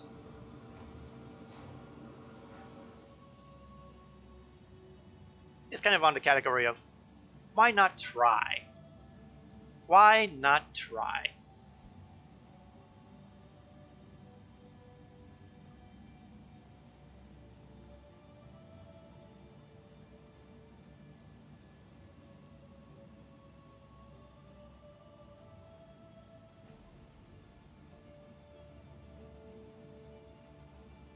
We've done a decent amount of profit for today, and even if this goes completely south on us, and yes, this is not what you would call the most efficient use of gaining money, but you can get bored from doing the exact same things over and over again. There's a reason why they call it the grind. And you just need something to break it up. Actually, the part that hurts is that when I blew up, I also lost the 3 standard cargo units of titanium I had on board. Okay, it doesn't hurt that much. It's just 3 standard cargo units of titanium. I lost 2,000 credits off of that. It's still a drop in the bucket.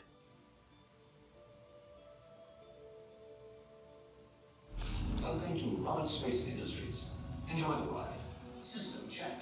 Oh, I plan to enjoy it if certain accidental details don't happen. Eliminate hostiles. And we are located at HDMS Hiram, which is not letting me actually... There we are. Set the route. Take off complete. Little does Hurston Security know that I am heading out to do something that they would not approve of. Because HDSF? That's Hurston Dynamic Security Forces. They would not approve. Auto drive is now on. Landing gear ready. Just for giggles, let's get my weapons all on the same button here, because just in case I'm feeling really insane, try to take out those turrets. And believe me when I say I would have to be insane. Okay, additional difficulties. We seem to be on the twilight side of the planet. Drive is now off. There's enough light to see by, barely. So at the very least I can see the ground rushing up to meet me.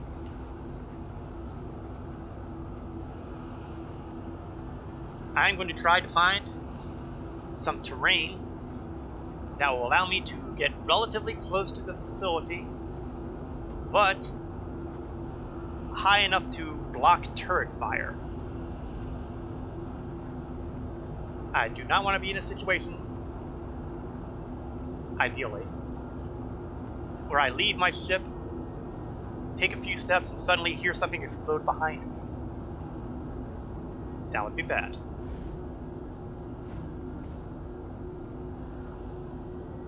Now, if I were flying the right kind of ship, I would be carrying a vehicle, and I would fly down, drop, and then right from there, I would start driving the rest of the way.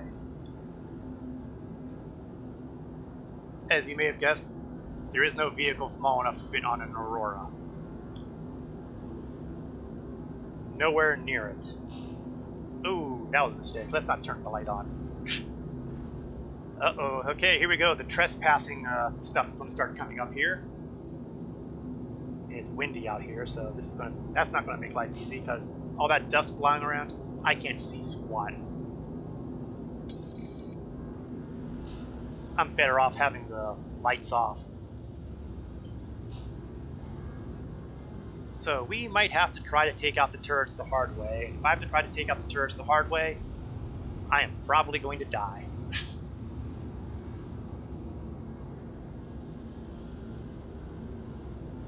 Unfortunately, it looks like all the terrain is mostly flat, what I can see.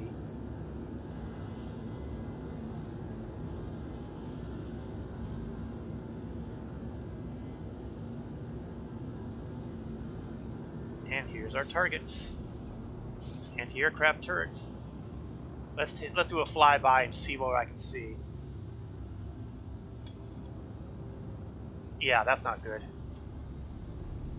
Only 6 targets inside. That's good. Okay, we're going to try very hard to take out that turret.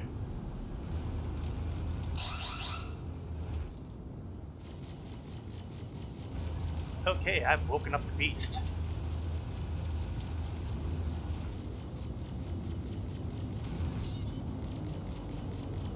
Get some altitude here. I am flying far too low.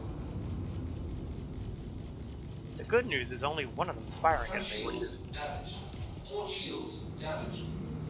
Fortunately, they're also hitting. I should probably try to do something about that. Okay, this is not working well. Oh, here we go. Now they've got multiple firing.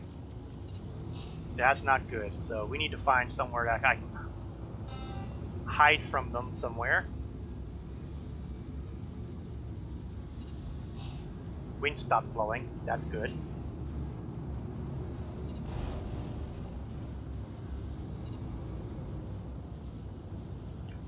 Oh, I see elevation up there. It looks a little far though, I don't like the look of that, but...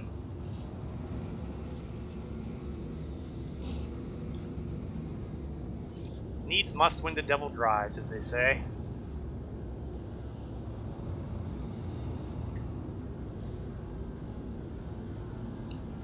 I'll have a handle on just how bad that situation is.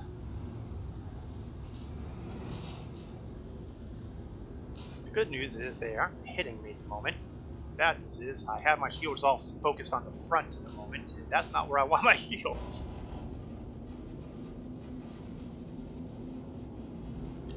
Well, good news and bad news. The good news is I don't see them firing anymore. The bad news is I'm 5 kilometers away. That was way too far. Way too far.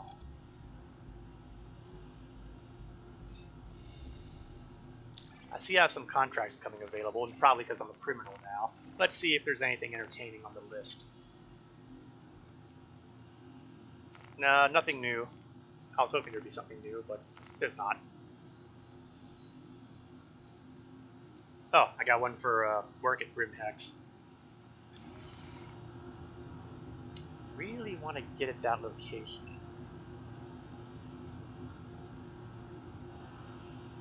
Well, let's try a second run, eh? No sense in doing things halfway, right?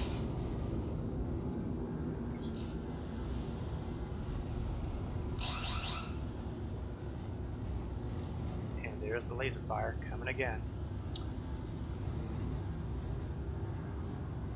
It would be nice to think that I could fly low enough that they wouldn't be able to hit me. But I'm pretty sure that even if I were literally on the ground, they would still be able to pop me.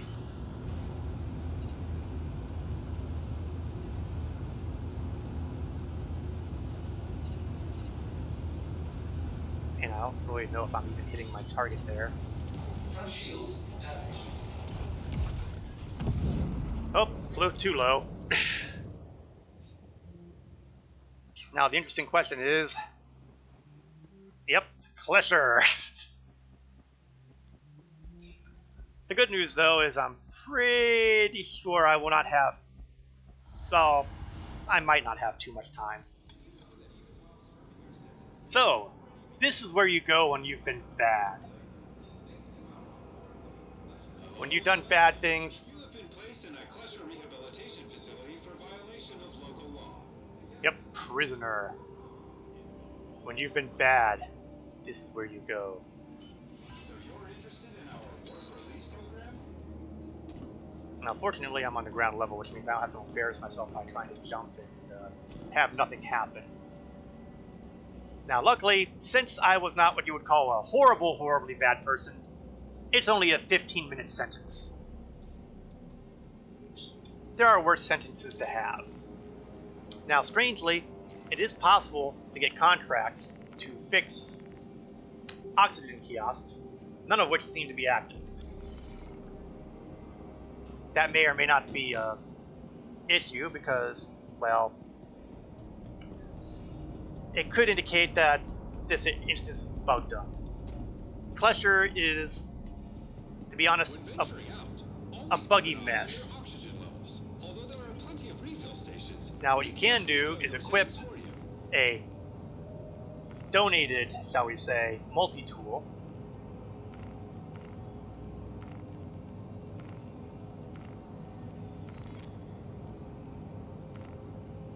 And I've heard some tricks about the undersuit and all that may or may not be involved. Yes, Cap. And hey, Star Angel. Catching the back end today. I was doing a bad thing and now I'm here in Klesher. When you've been a bad person, you have to deal with the consequences of your actions. But you can involve yourself in a work release program where you can try to mine some minerals, turn them in, and cut down the amount of time you have to spend in prison. If it works.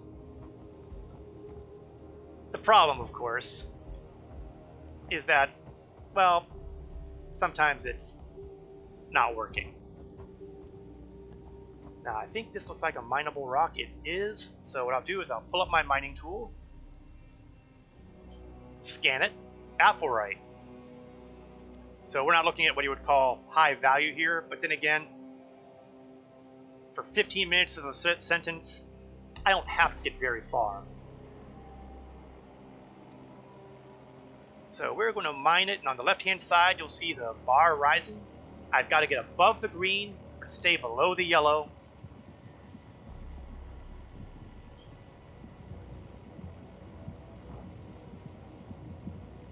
And you got to adjust the power to help. And you'll see that on the left-hand side in the green, you're having a green thing filling up horizontally now. Once that gets all the way to the left, the rock breaks open, and you can start collecting stones. If all goes well. If all doesn't go well, bad things can happen. But it has worked out. I've dropped the rocks. I am now going to... Well, this is inconvenient. I was hoping to see the stow option on here because there are bugs that are currently happening that, well, don't work out well with this thing. Don't wanna. Okay, what happens if I carry?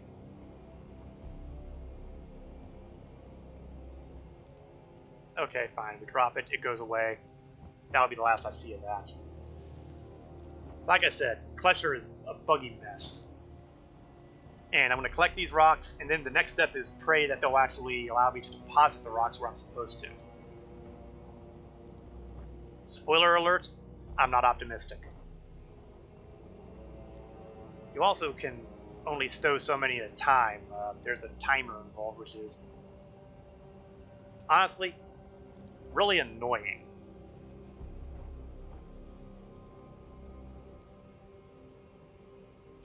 And ordinarily I would really be annoyed at having to deal with the Aurora because Aurora is not exactly what you would call a high value mineral. But again, my sentence is 15 minutes. I don't need a lot. In fact, I could have probably just sat there for the 15 minutes and not worried about it.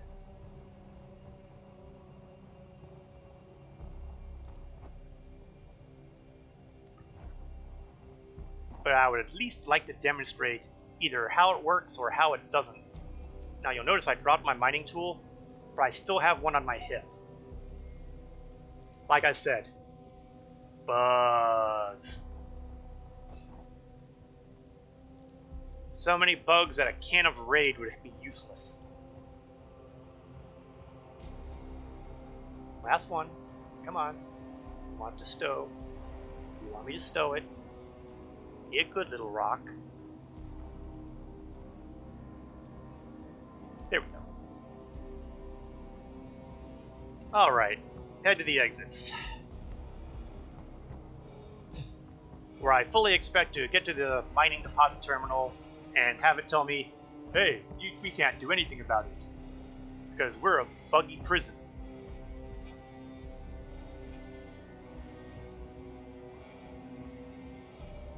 I realize that's the cynical attitude to have. But it's also the accurate one to have, so let's see if I get surprised. It is always possible that miracles can happen. Here's a friendly reminder to leave all materials. Go into here, I will get myself 600 merits. Transaction failed. Congratulations. Once again, Klesher has bugged completely. Now, I heard rumors that you could fiddle around with the suits, because you'll see it has available and in use. There should only be one in use and none available.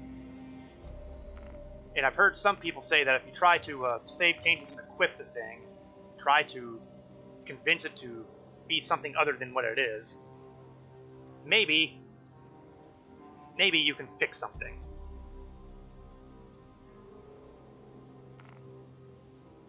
See, because it has two available when I unequip it.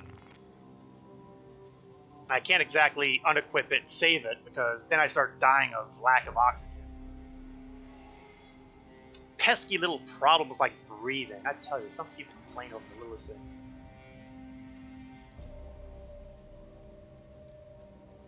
Come on, stupid terminal. Still transaction failed. And I'm not 100% certain if this is an equipment thing or a server thing, because I've done server hopping and been able to make it work. It sounds insanely stupid. Oh, there we go. There's my coughing and re-equipped. Let's see if that changes anything. Nope, still transaction failed. Let's see if this one will work. No, transaction failed. And still no kiosk missions. And maybe there's a relationship here, and maybe there's not. I don't know, and I don't care. So, the moral of this story is, Klesher is an entertaining place to be if you can do stuff, but when stuff doesn't happen, it gets annoying. I recommend server hopping like crazy. praying that it eventually gets itself fixed.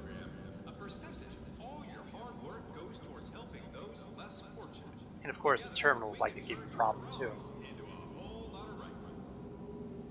So there's 8 more minutes on my sentence with a bunch of rocks I could not use, and I'm pretty sure they go away from my inventory once I enter into here. Oh, they're still in my inventory. It's the kind of thing that makes me wish I could, you know, take them out of my inventory and go to the nearest guard and start clubbing them to death in the head with it. I'll give you these rocks. Of course, now I'm just kind of curious if I can...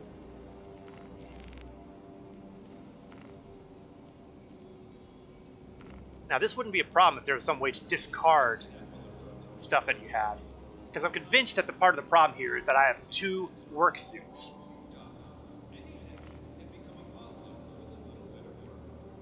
I can't prove it, but I'm convinced that it's related. Let's get the helmet back on too, so that, you know, when I go into the evening, and then I have 2 hours, right?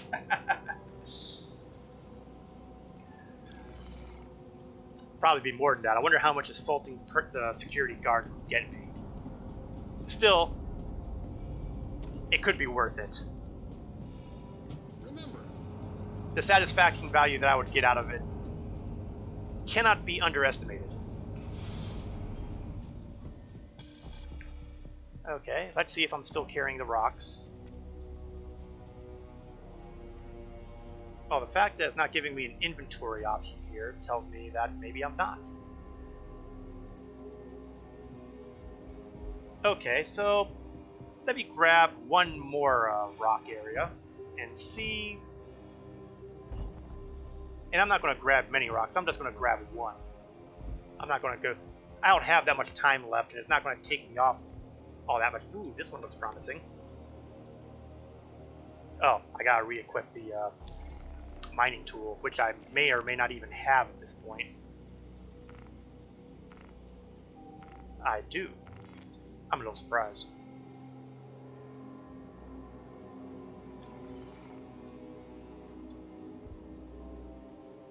No, wrong button. That button.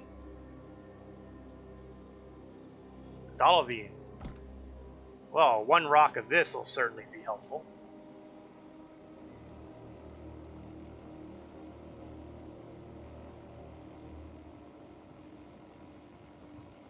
So, watch that arrow rise and rise.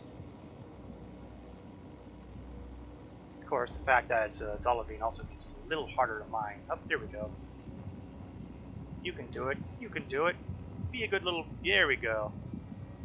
I think I can. I think I can. Of course, it's also not quite as stable as some rocks, so...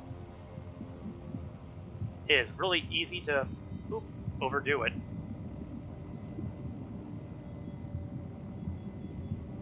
Okay, I think it's time to back away, because I think that thing is going to explode, and I don't want to be around here when it does. Oh well, it was worth a try. It was going to be such a nice bit of profit, and, well, profit being merits as opposed to, you know, money. Oh, but we have another rock here. This one's just the standard aphrite, I believe. But the benefit of being just aphrite means it won't be as, shall we say, potentially lethal.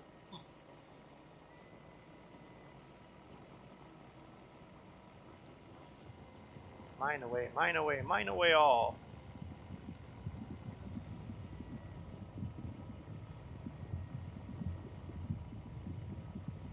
Come on, a little more, a little more. And you'll see that I'm fine-tuning my power on the right-hand side of the tool. Constantly going up and down to try to keep the arrow in the good zone and not in the bad zone and not below the good zone where it doesn't do me any good.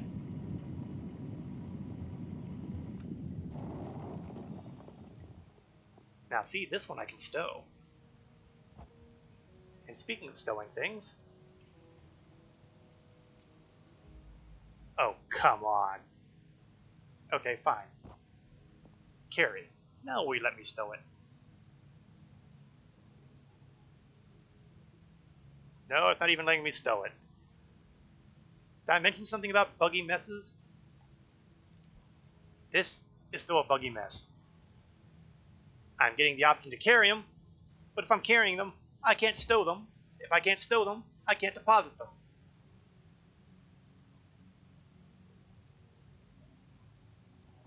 Well, that sure helped, didn't it? Alright, just for giggles, let's go to the mining terminal and see if I'm still actually considered having those other rocks.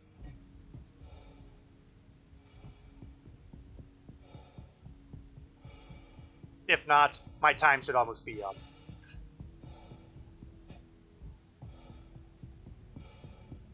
Here's a friendly reminder Now, just imagine how frustrating this would be. Yeah, nothing here. Just imagine how frustrating this would be if you had to, say, a sentence of 12 hours.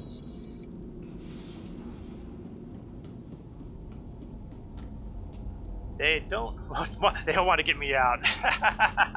Yes, they want to keep me here forever. They probably know about my compatriots in my org, the Eternal Riders, who have season passes to Klesher here. I'm being hit with guilt by association. Luckily, though, I only have less than 2 minutes before the sentence is served. So, no major loss. And it gets, well, there is one more thing worth showing, I guess, before I take the walk out of here. Where is the, okay, here we go. When you go down this hallway, Caps is like a subway card, 13th day is free. Well, now once you go past this plastic sheeting, you might notice that there's this little office here. And you can't really get into it because, you know, locked door, but you can peek through the window. And if you zoom through the window, you're going to see a maintenance access passcode, 8427. Now with that passcode, you can run around here. I took the long way apparently, to where you can see this fan. And you can jump here because it's nice low gravity, and there's a keypad here. 8. Oh, of course, since I'm bugged with everything else on here, I can't actually use the stupid terminal here. Like I said, Klesher is a little buggy. Yeah, but the problem, yeah, 8427, yes, but you know, the problem is when I'm typing these things in, I should see the numbers being entered in on these dashes. The fact that I can't tells me we're experiencing another bug. 8427. Nothing happens because it's not recognizing anything I'm doing here. Bugs! But once you enter in that code, the fan stops, and you can attempt to escape. Of course, if you don't have a friend to help you on your way out, you're not going to get very far. And escaping right now would be pretty stupid of me when, you know, my sentence is officially over now. But I wanted to at least show that. Congratulations! You have completed your required sentence in our facility. You're too good to me, We at guys. Klesher Rehabilitation are extremely proud to have played a role in your rehabilitation and hope that you've used this time to better yourself as a human and as a member of civilized society. Oh yeah, I'm definitely feeling so much more civilized. I'll be sure to thank you all personally next time you guys aren't in an armistice zone. Well, I think we may have had the last, oh, here we go, thank God. For a minute there I was thinking it had the last laugh and wasn't going to let me activate the elevator. Of course, I'm not out yet, technically. I gotta spawn in Everest before I can breathe my sigh of relief.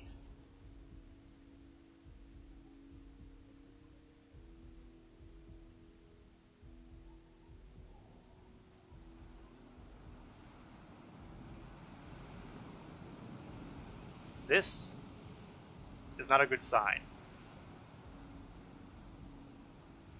Ah, this, on the other hand, is a good sign.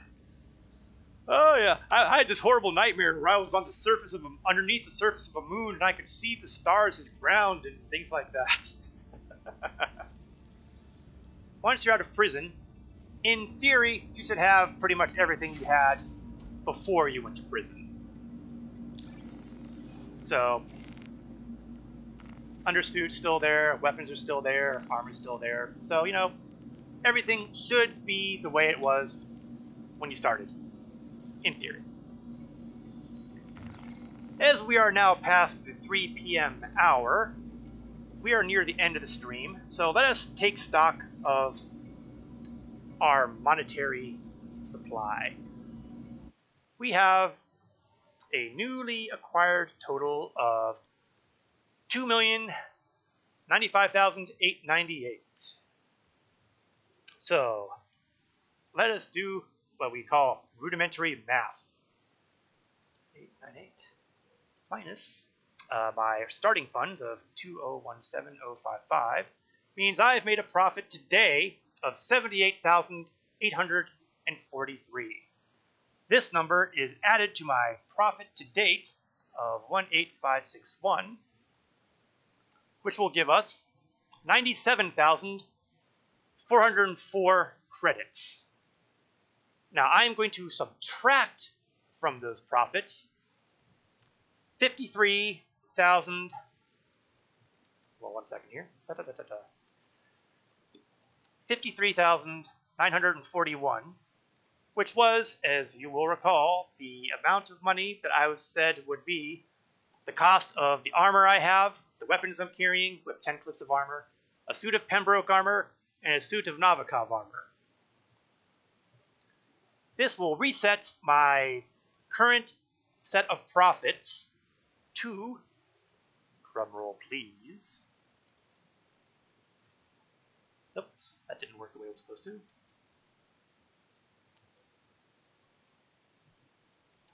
Here we go.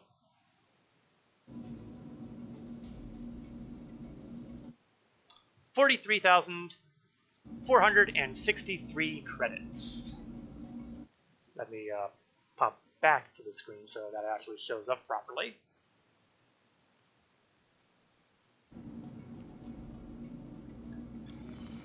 So, I've kind of done pretty well today.